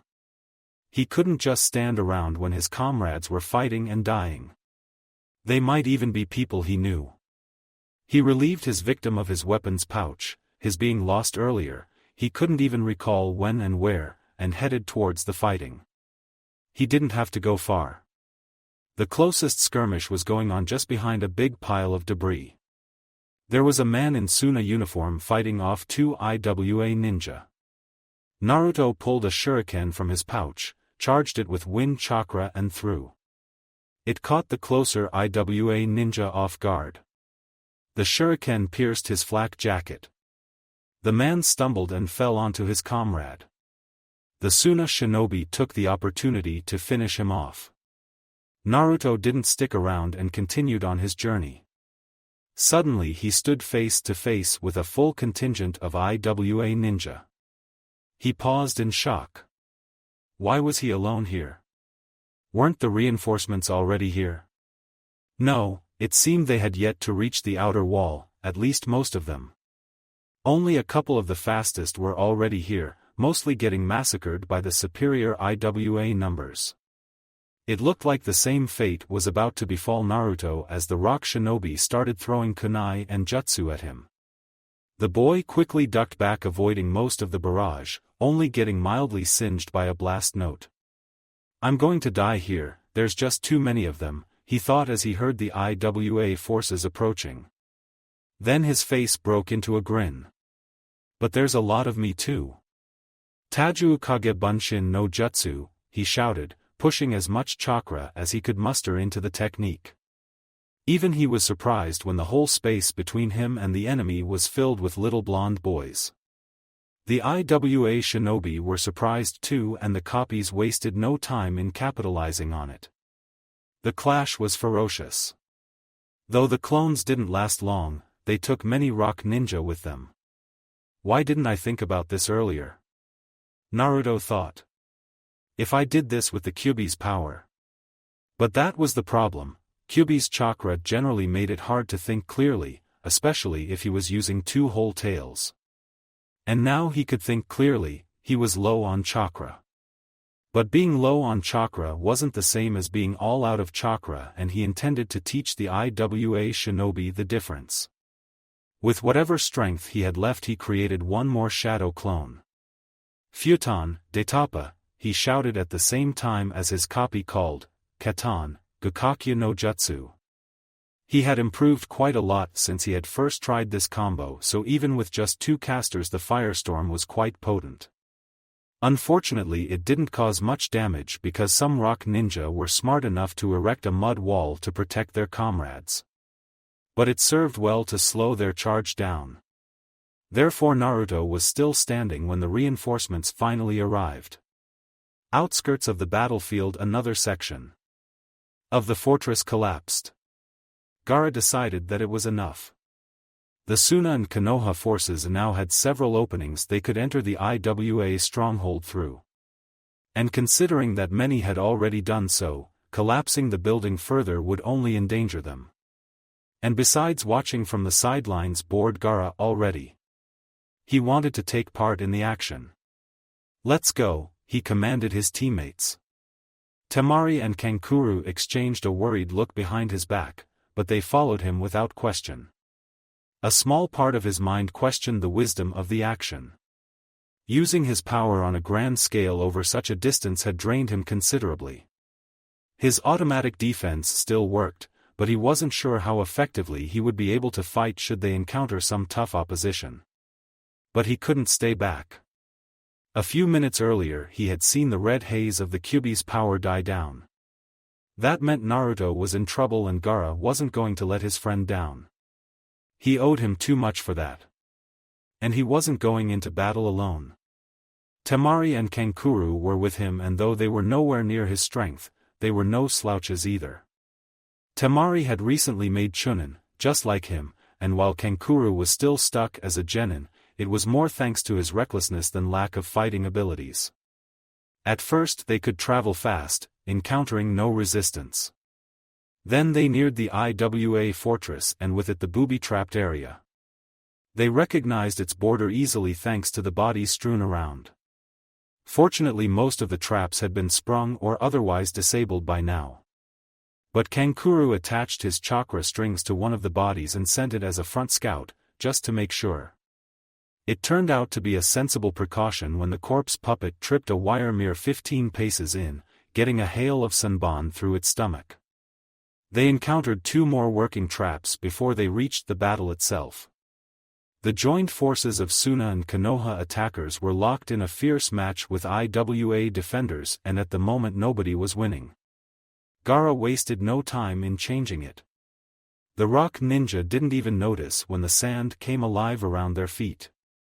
Some were quick enough to jump away, but many got crushed. And then the sand rose and chased after them. Somebody put a stone wall in the way, but the sand simply poured over it. Pained shouts informed everybody around that the deadly sand found its victims. Gaara let his sand fall down and tried not to pant too obviously. He really was tired when even a simple sand waterfall was this hard. And the worst thing was that his attack didn't change that much. The allied forces pushed a bit in, but fresh IWA forces replaced the slain defenders. Well, nobody ever said that conquering this base would be easy. It was the biggest IWA stronghold outside Earth Country, maybe even the biggest after Iwagakure itself. He could see that walking in and finding Naruto was going to be nigh impossible.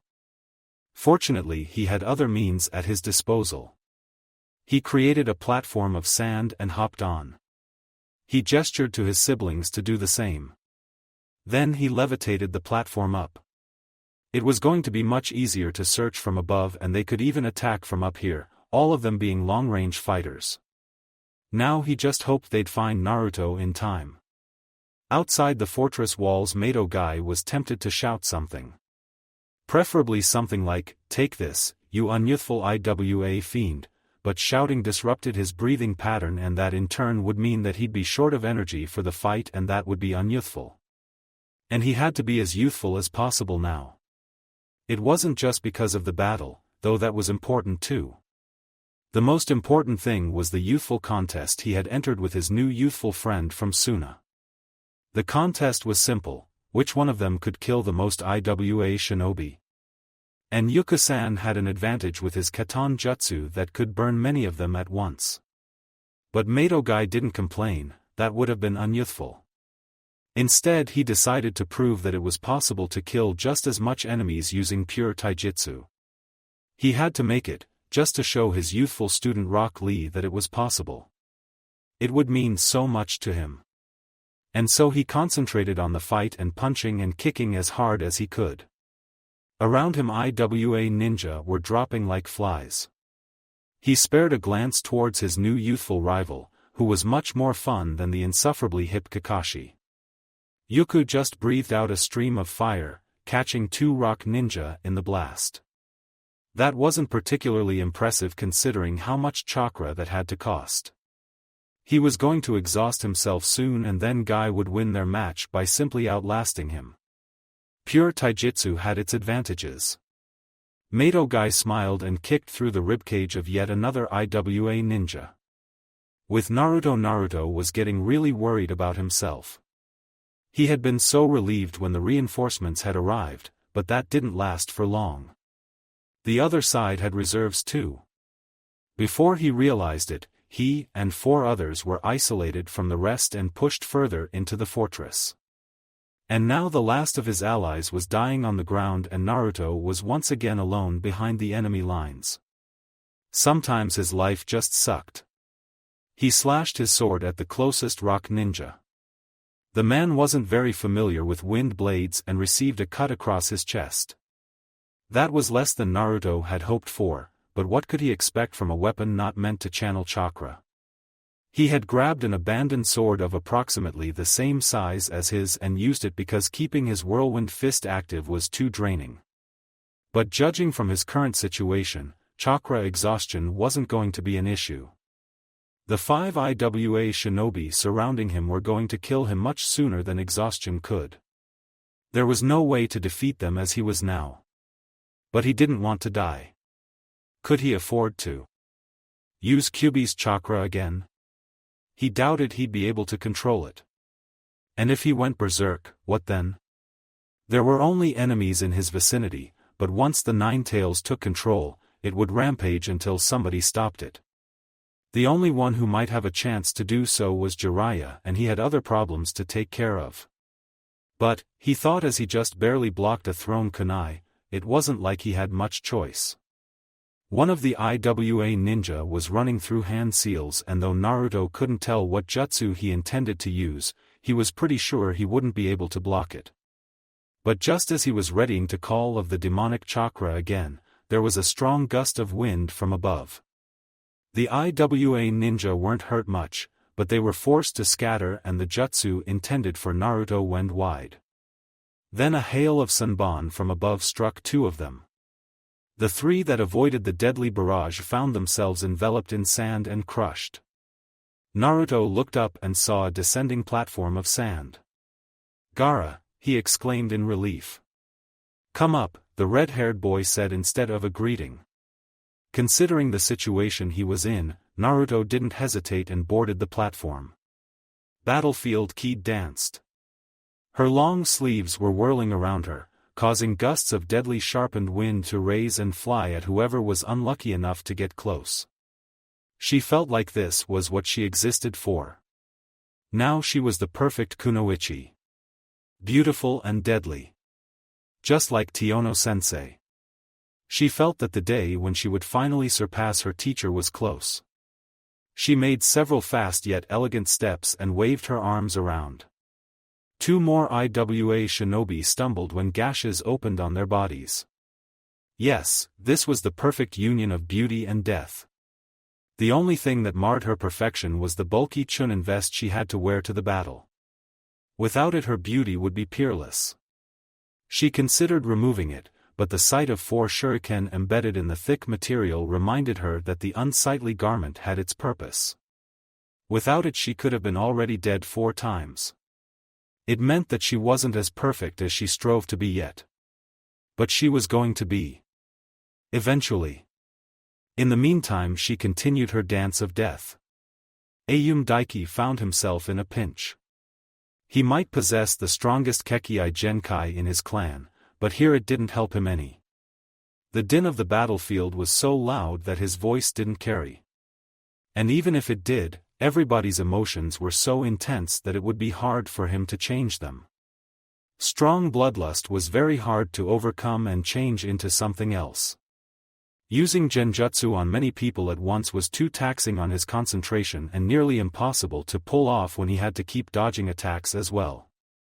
Using it only on one person at a time was useless because there were too many people who wanted to kill him around. And so he had to make do with his kunai and taijutsu alone. And while he was no slouch, he was no close combat specialist. Either. He just didn't belong to the front lines, but unfortunately that was when he found himself when an IWA battalion had pushed into their lines, so he could just fight and do his best to survive. Genosuke dodged a kunai. This had been close. He sent his favorite puppet Hizanuma to deal with the rock ninja who had thrown it, but controlling a puppet while dodging shuriken and jutsu was hard. A puppeteer should be hidden, making his puppet do all the fighting without exposing himself to danger, but unfortunately a team of IWA ninja had busted his hiding spot and he couldn't find a new one in the middle of a battle. And hiding inside his puppet limited his field of view and ability to dodge. This sucked. His team wasn't suited for this kind of combat. None of them was a frontline fighter. Keed was doing the best, but even she was more of a long-range fighter. Their team specialized in infiltration and ambushes, not heavy combat. But thanks to a permanent shortage of manpower during wartime, they found themselves right in the middle of one of the biggest battles of this war. He had the sinking feeling that it was going to be their last, but he was determined to take as many rock ninja with him as he could. Keed screamed. He spared a glance for her. It looked like somebody had used a katan jutsu against her, and her attempt to blow it away only fanned the flames. Now the kunoichi was rolling on the ground, frantically trying to put down the flames consuming her sleeves. Genosuke sighed. With their strongest fighter down, they really were going to die here. An IWA ninja walked close to Keed, prepared to finish her off with his spiked mace. But before he could do so, he was hit by a Raiton jutsu and collapsed. A quick jab with a sword finished him. Keed smiled gratefully at the Konoha kunoichi who had saved her. Though a part of her mind told her that she should be ashamed she needed saving, right now she was just glad that she was alive. She also thought that her savior looked familiar. But remembering when she had seen here before had to wait, her primary concern now was putting out the accursed flames while there still was anything left of her special chakra-conductive battle kimono. Daiki was on the losing end of a rather one-sided fight with a seasoned IWA Chunin. That man was so much stronger that none of Daiki's skills made any difference. It'd be a miracle if he survived the next minute. Forget minute, he thought as the rock ninja's attack knocked him to the ground. I won't survive the next 10 seconds.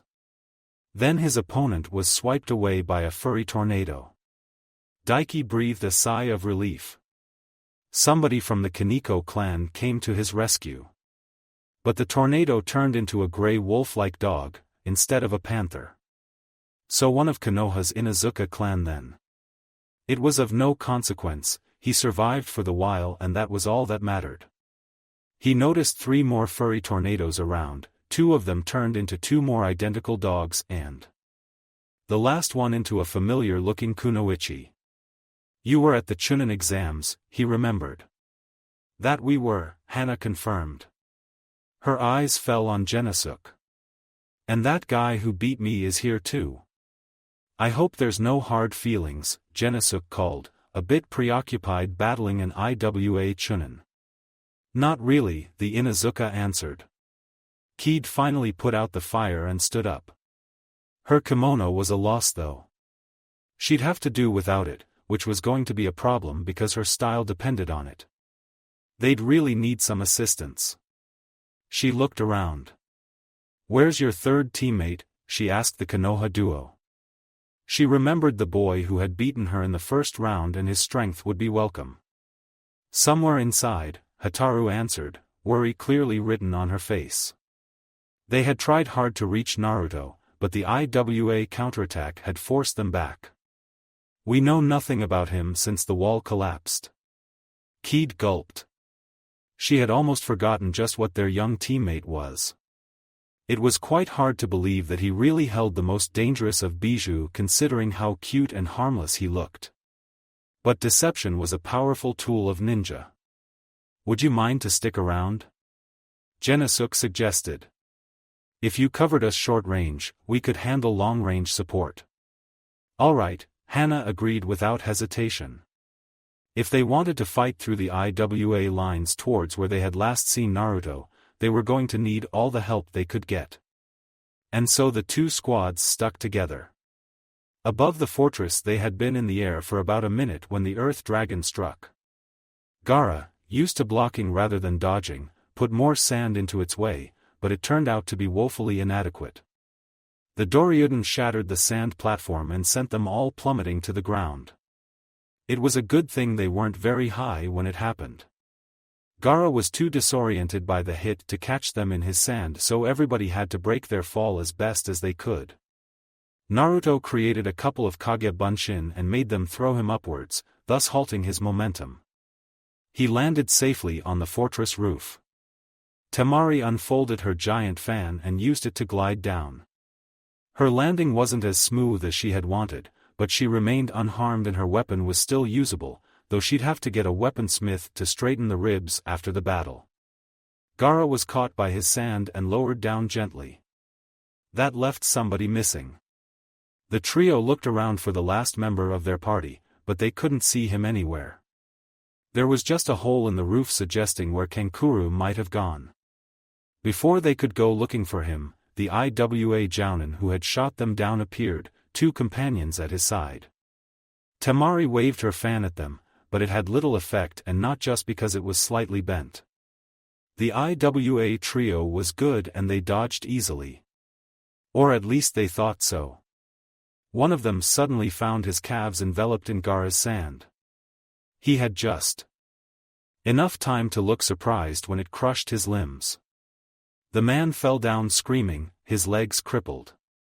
The sand moved further up his body. The 2 remaining Iwagakure shinobi weren't caught so easily. Naruto created 4 clones in their paths, but the Jounin dispelled 3 of them with quickly thrown shuriken before they could inflict any damage. The last one managed to put a shallow slash on his companion's shoulder before he too was destroyed. And then the Jounin was almost upon them and they had no time to put up a defense. Then a wall of sand arose between them and the IWA Jounin smashed into it headfirst. Sand flew in all directions and the attacker almost came through, a testament to both his strength and just how exhausted Gaara was. But at least his momentum was halted. Naruto immediately stabbed at him with his sword, but he hit only a rock the Jounin had replaced himself with. There was a startled shout as Temari barely blocked a wild kunai stab from the other enemy and was pushed back. And a bit away from that the Jounin was preparing some jutsu. This situation didn't look good. Naruto pondered whether he could afford to draw on Kyuubi's chakra again. The minute of rest atop Gaara's sand platform had helped him a bit, but the weariness was still there. If he allowed Kyuubi's power out of the seal now, he'd lose control of it and slaughter everyone around, including his friends. And if he didn't do it, they all would be killed, he thought as the IWA Jounin shot another Doryuden at them and it once again shattered Gaara's sand defense. The 3 went flying. Again. It was becoming a habit. As Naruto stopped rolling on the ground, he saw the lower ranked of the IWA ninja above him, prepared to finish him off with a kunai. Naruto waved his arm in his direction, concentrating wind chakra to his fingertips. The wind blade was long enough to hit. The rock ninja collapsed down, his thighs slashed. Considering how fast he was bleeding, it was probably a lethal wound, but Naruto left nothing to chance. He grabbed the dropped kunai and rammed it deep into his skull. That was another one down. A tortured shriek captured his attention. He looked up to see Temari crumpled on the ground, bleeding. The IWA Jounin stood above her. Close by Gaara was covered in sand, his expression murderous. He was about to unleash Shikaku, but it wouldn't be fast enough to save his sister. And Naruto was too far away to protect her too. He just threw the kunai charged with wind chakra at the enemy, but he doubted it would make a difference. Sure enough, the IWA Jounin threw his own kunai, knocking it off its course. And then his face turned into one of surprise. It didn't stay that way long, because Gaara's sand slammed into him.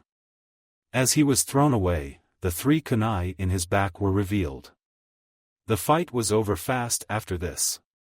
The wound slowed the Jounin's movement so much that Gaara's sand caught up with him and crushed his head. The group was saved for the moment. The only question was who exactly had saved them. Guys, can you help me out?" a familiar voice asked. "Kankuro." Temari coughed. She was trying to get up, but it was hard with her wounds. Naruto looked in the direction of the voice. There was the hole in the roof they had noticed after their landing, and through it was sticking a wooden construction, now partially broken, with splinters sticking in all directions.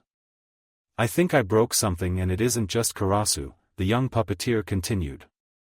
Naruto ran towards the puppet. "I'll help you if you let me through," he said. The broken puppet Karasu disappeared down the hole. Naruto jumped down after it. It was dark down there. Naruto reached into his pouch for a light, then he remembered that he was using somebody else's pouch after he had lost his and he didn't have a light.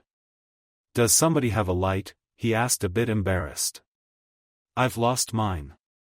"I have one," Kankuro replied. A puppeteer is always prepared. Then the room lit up. The first thing Naruto noticed was Kankuro sitting on the ground, leaning on a shelf.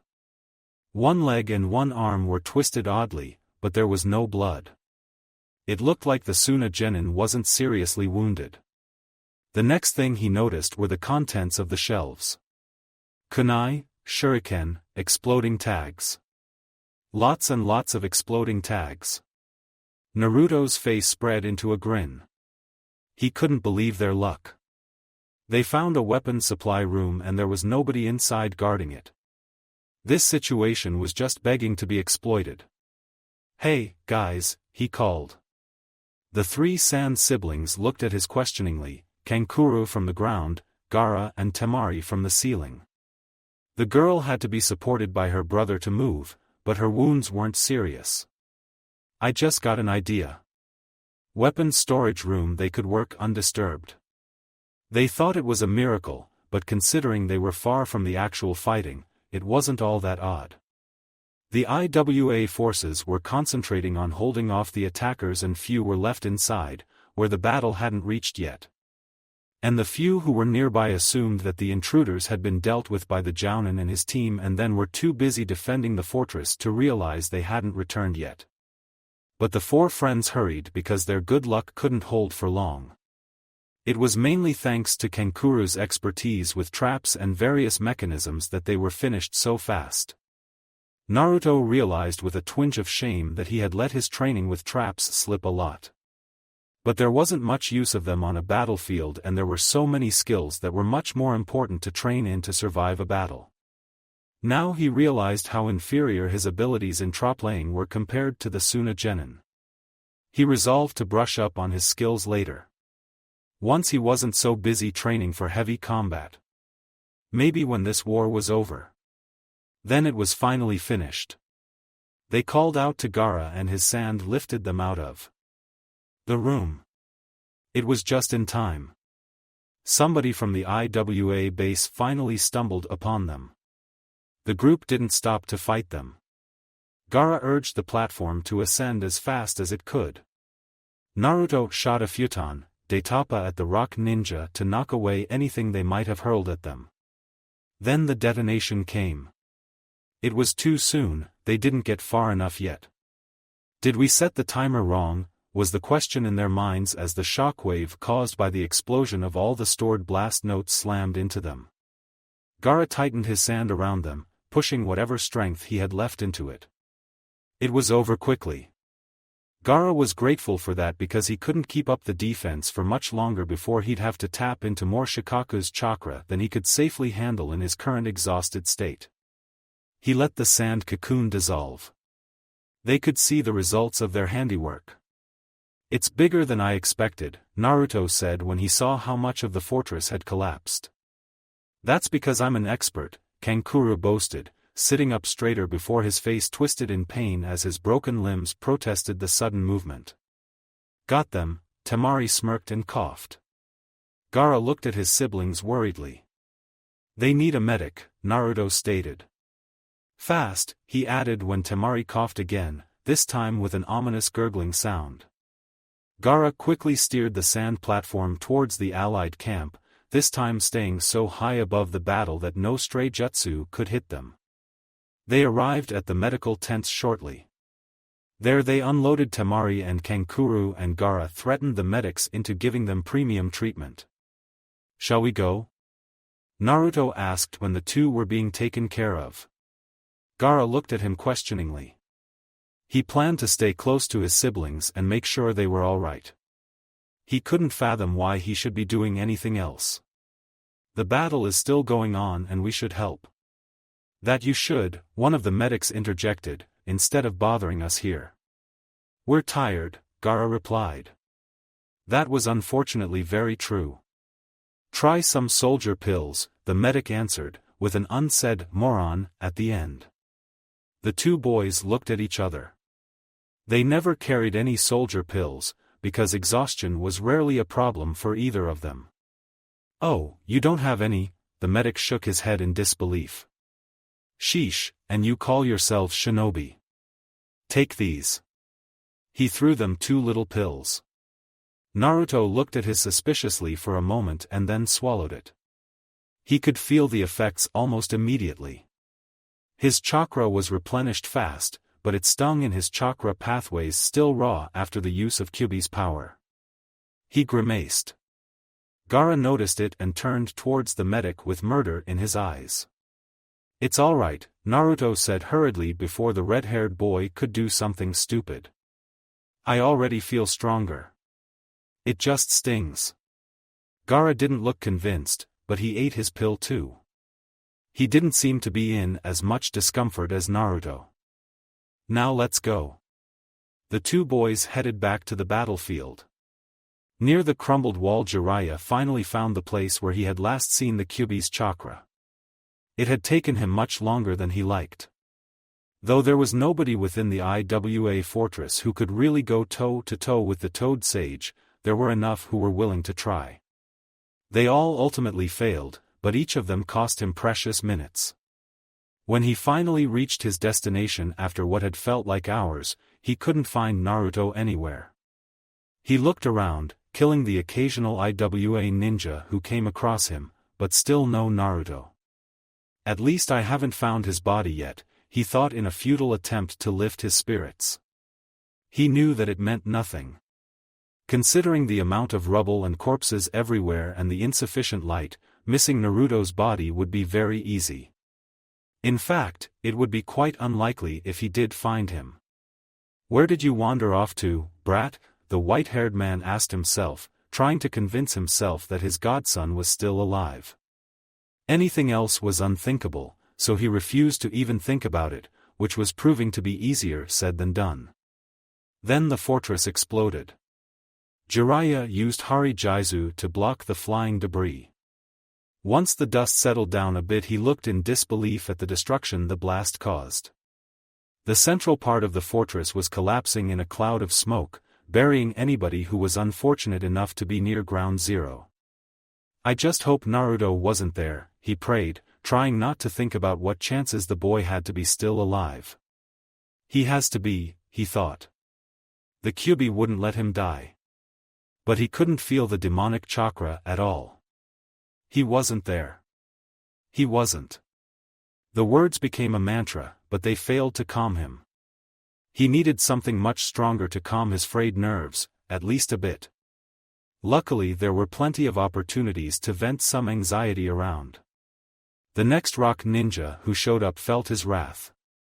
The one after him too. And it still wasn't enough.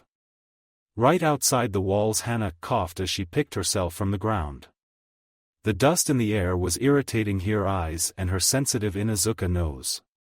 Her dogs were likewise coughing. She looked around for her comrades. She quickly found all of them, getting back to their feet too. At least that much was good. Otherwise there wasn't much good news.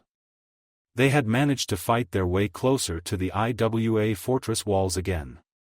They even pulled it off without losing a single member of their small makeshift squad. And just as they were preparing to re-enter the fortress and finally look for their missing teammate, there was a giant explosion. The shockwave knocked everybody to the ground. And if it was like this outside the walls, just how bad was it inside? She squinted, trying to see through the clouds of dust. It was a lost cause. She'd have to wait for the dust to settle to find out what was going on. Usually she could rely on her sharp Inuzuka senses, but this time her sensitive nose was running, struggling to expel the dust that threatened to enter her lungs, and her ears were ringing with the echoes of the explosion. Though she could hear some thuds that probably weren't just blood pulsing in her ears. What could be so loud that she heard it even in her current state? Was the fortress collapsing? Had the explosion been strong enough to inflict large-scale structural damage to a building as sturdy as this one? If so, then whoever had the misfortune of being inside was either dead or dying. That was good for their war effort, but... Naruto, she whispered. She could just hope that her teammate hadn't been caught in the blast. Because if he was, then even with his enhanced healing he'd be done for. A metallic cling snapped her from her stupor. Pay attention. Genosuke shouted as he directed his horse-like puppet towards an IWA ninja who had almost killed her in her distraction. We have to find Naruto. Hataru screamed, echoing Hana's thoughts. If he was inside, he's dead, Daiki spoke, unconsciously adding despair to his voice. It nearly broke Hana. She could feel the tears welling in her eyes, and it wasn't just to wash out the ever-present dust. I know you just lost a teammate, but get a hold of yourselves, Genosuke scolded them. Would he die that easily? It was Kid that spoke the question. That helped the two Konoha Kunoichi shake off the spell. Of course he won't, Hana stated, mostly for her own benefit. If she repeated it enough times, then she might get to actually believe it, so she did so. Of course he won't. Then let's beat some IWA ninja, Hataru suggested and immediately slashed a lightning-charged blade at the closest one. Sounds good, Kid agreed and blew a wind bullet at an approaching group. Her combat effectivity might be greatly reduced without her special sleeves, but that didn't mean she was useless. Tiono-sensei would never allow it. The IWA group lost some members, but they kept running. Kid quickly shined out of their way.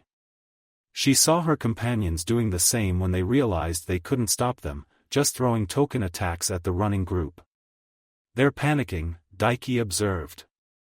His clan's abilities allowed him to read other people's emotions clearly. Their big fortress fell and now they're running, Hataru smirked bloodthirstily. Now we can get in. Don't get ahead of yourselves, Genosuke warned. Only the young ones are panicking. The experienced shinobi still hold the fort and would do so until their last breath. Then we'll help them draw their last breath, Hataru suggested. Sounds like a plan. Outskirts of the battlefield, Mizu sighed. Things weren't looking good for them.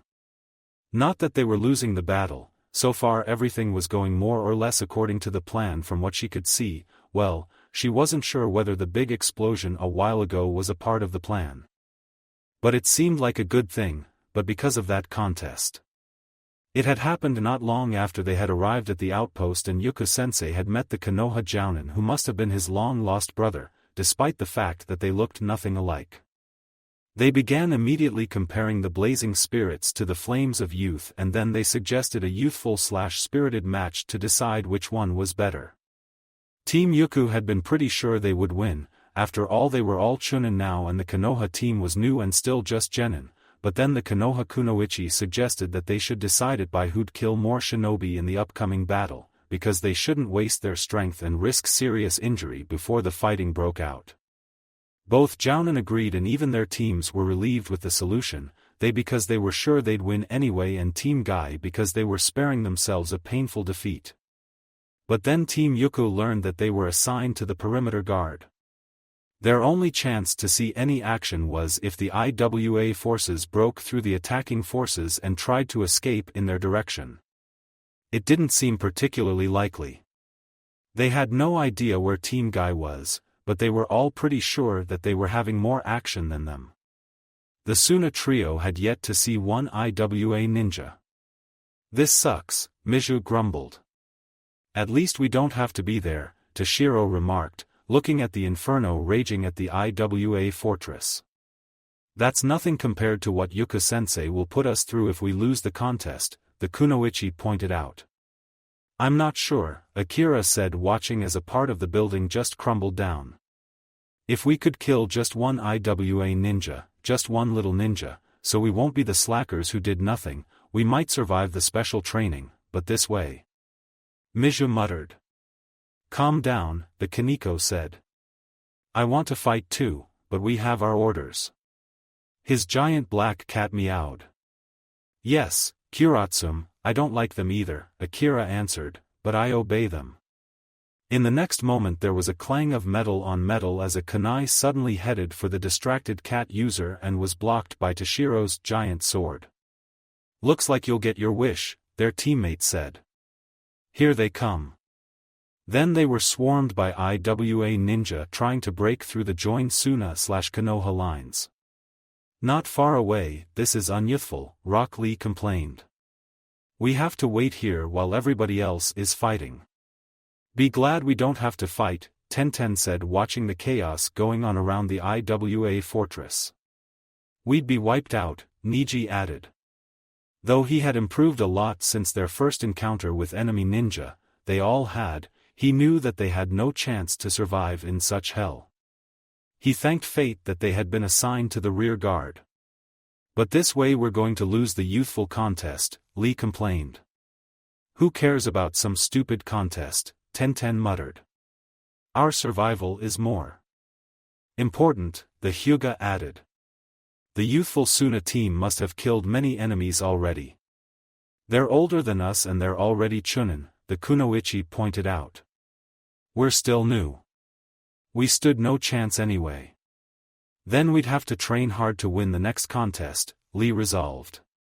Gai-sensei is going to train us even harder. His teammates winced.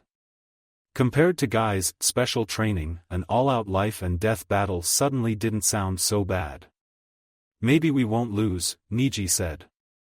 What do you mean? Tenten asked before she noticed he had activated his Byakugan. Enemies approaching fast, the Hyuga explained. Yash! Lee exclaimed. Let's show them our flames of youth. Lee, Tenten spoke slowly, have you ever heard about setting an ambush and the moment of surprise? That's unyouthful, the green-clad genin declared. He sounded almost offended that she suggested he should use such underhanded tactics. Forget I ever asked, the Kunoichi sighed. Then she prepared her weapon scrolls. She was going to need them. Crumbled Wall Anko smiled as she jumped inside the enemy fortress. She was in her element. Some IWA chunin tried to stop her, but she slashed his throat and then licked his blood off her kunai. Yes, she loved battle. Especially the shocked looks on her victims' faces when she unleashed her shadow snakes on them. After a few minutes of enjoying herself she finally ran into somebody who gave her a real challenge. Her grin widened. Killing grunts was no fun. Every kill tasted sweeter when she had to work for it. She evaded nimbly as the man thrust his kunai at her. Sanaijishu, she called, shooting a bundle of snakes from her sleeve. That usually freaked her opponents out, but this time it didn't do a thing. The rock ninja dodged and kicked her in the stomach. He was fast, Anko barely saw him move. She grunted in pain and took a step back. Then she grinned again. She was going to enjoy this kill very much. A few minutes later she had to reassess her opinion. Though she'd enjoy killing an opponent as strong as this one very much, right now it seemed that she was going to be the one killed. The man was pressing her back steadily. She was already bleeding from several shallow wounds and it was only a matter of time before she sustained a serious one. Just when she found herself with her back pressed against a wall and nowhere to run, another figure stepped into her field of vision. The IWA ninja noticed it too and turned a bit to block the newcomer's attack.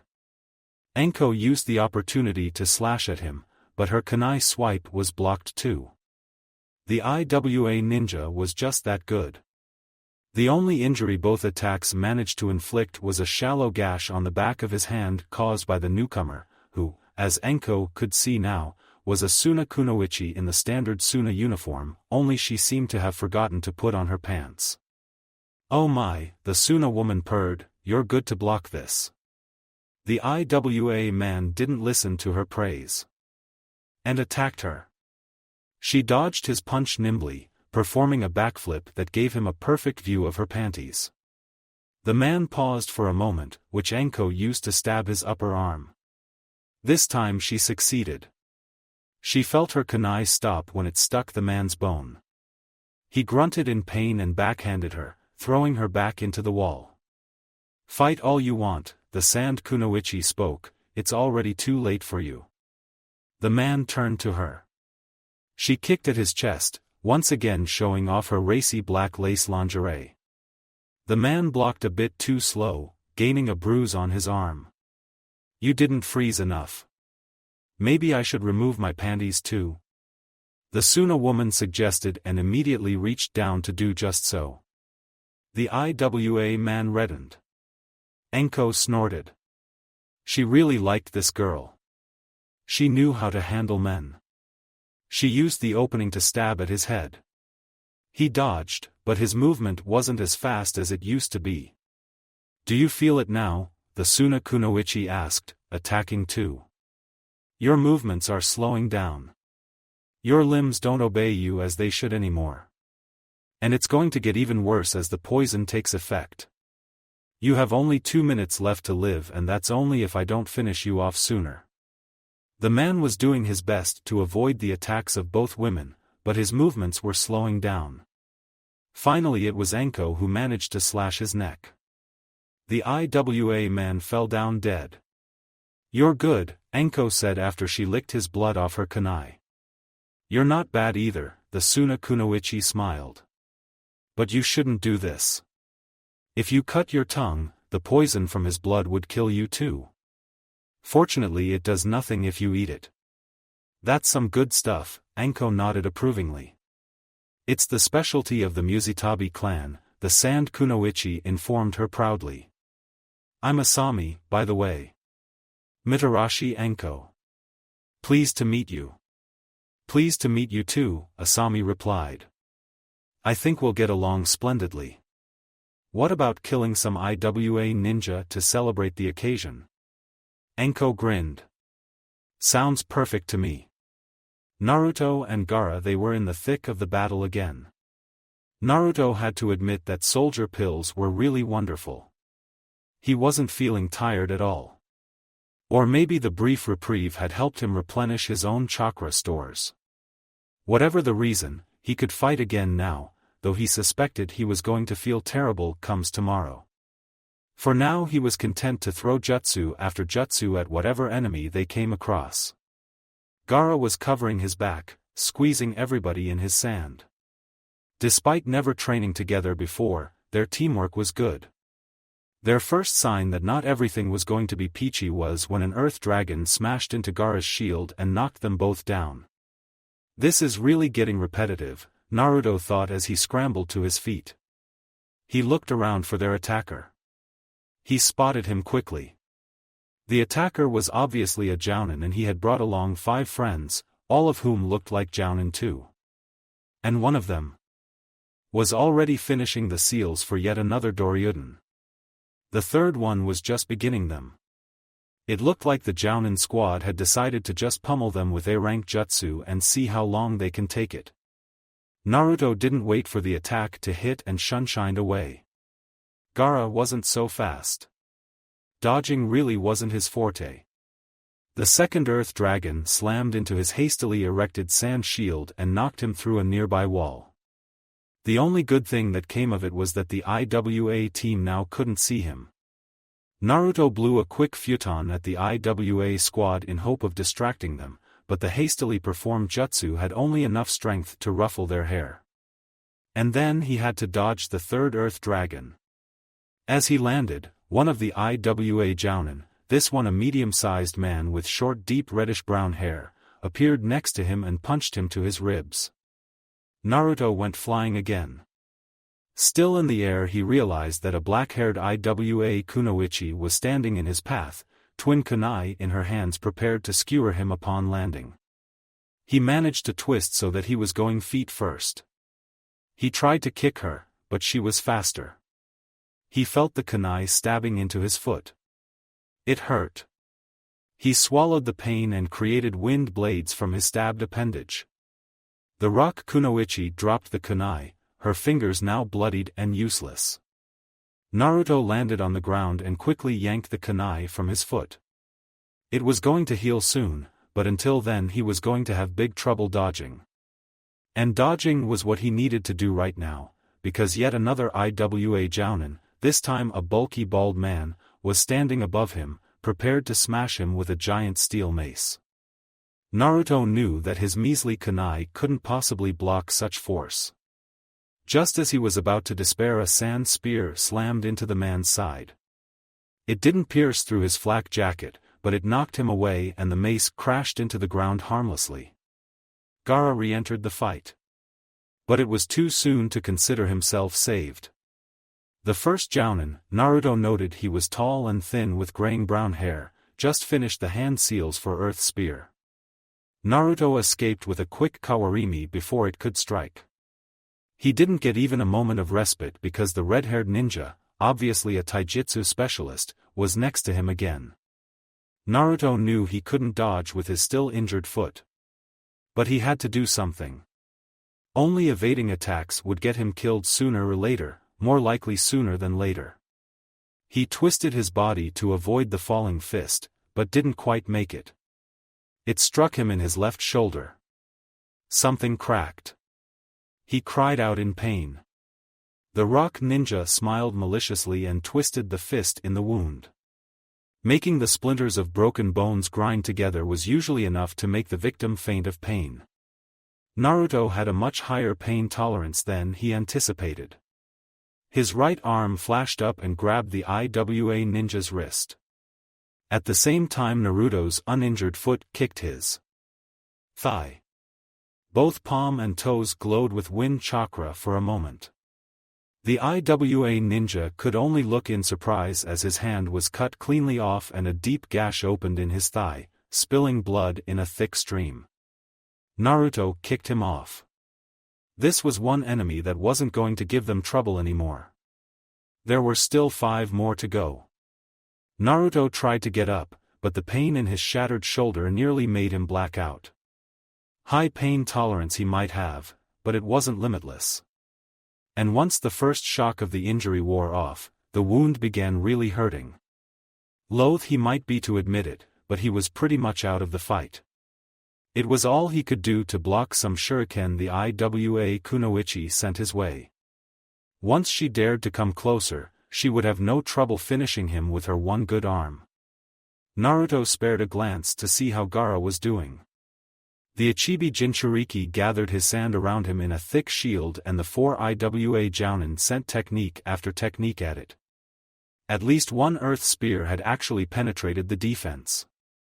The redhead had no time and energy to spare for offense. Gaara had to either draw on Shikaku's power or lose this fight. And judging by the sudden heaviness in the air, he was already beginning to do so. Naruto realized that his options were exactly the same.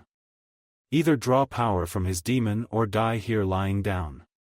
The second option sounded unappealing, but could he really dare to go for the first? Would he really be able to control even a small portion of Kyuubi's chakra? He wasn't sure, but there was one way to find out. He just had to will it, and the familiar red fire filled his veins. He immediately felt stronger and the pain in his wounds faded away. He knew that it was going to take longer for them to disappear completely, but at least he could move again. Kill. Kill. Kill. Kyuubi growled in his head.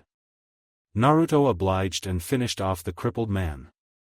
It wasn't overkill, he was clutching a kunai in his good hand and trying to stab Naruto with his last breath. Next order of business was the kunoichi, who now switched from shuriken to kunai. He sprung to his feet, still limping slightly, and rushed at her. Tear. Maim. Rip her apart, his tenant urged. She hurled her last kunai at him and he batted it away easily. A flicker of fear appeared in her eyes, but she quashed it down. She was a jounin of IWA and she possessed the heart of stone. Even if this battle didn't go their way, they could at least take out the enemy Jinchuriki. Without their human weapons, the military strength of both Konoha and Sunna would be weakened considerably, and she was determined to make it happen, even if it should cost her life. She raised her good hand and quickly ran her fingers through 3 one-handed hand seals. She had never performed this particular technique before, but she was confident it was going to work. And she had only one shot at this, so she had to make it count. Timing was everything here.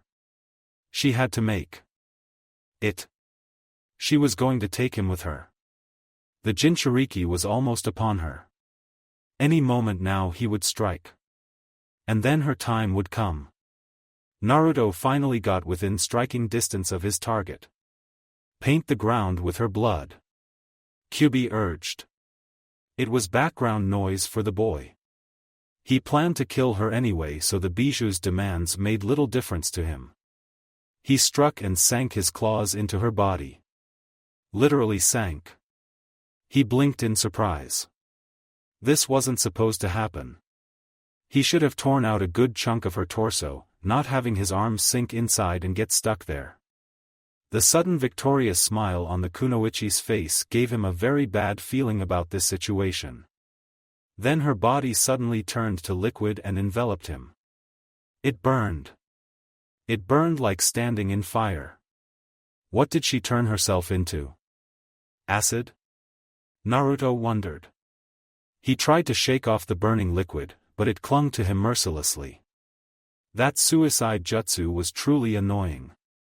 Naruto did the only thing he could think of to get rid of it, increased the use of Kyubi's chakra and willed it all to form a thicker chakra cloak. The acidic liquid began to boil and generate really nasty fumes.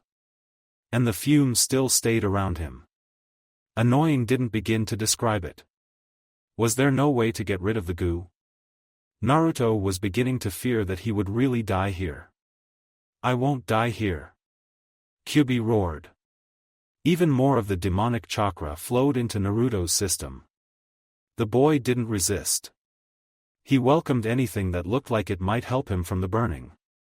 Getting rid of the sticky liquid took absolute priority in his mind, to the exclusion of everything else. He began clawing at it, trying to scrub himself clean. He roared in pain, thrashing around wildly. He couldn't even see what he crashed into. Thank you for watching. I hope you enjoyed it. Make sure to like and subscribe, and don't forget to share this video with your friends. Guys, make sure to help the author by visiting the link in the description. This is Fox Sage, and I'm signing off.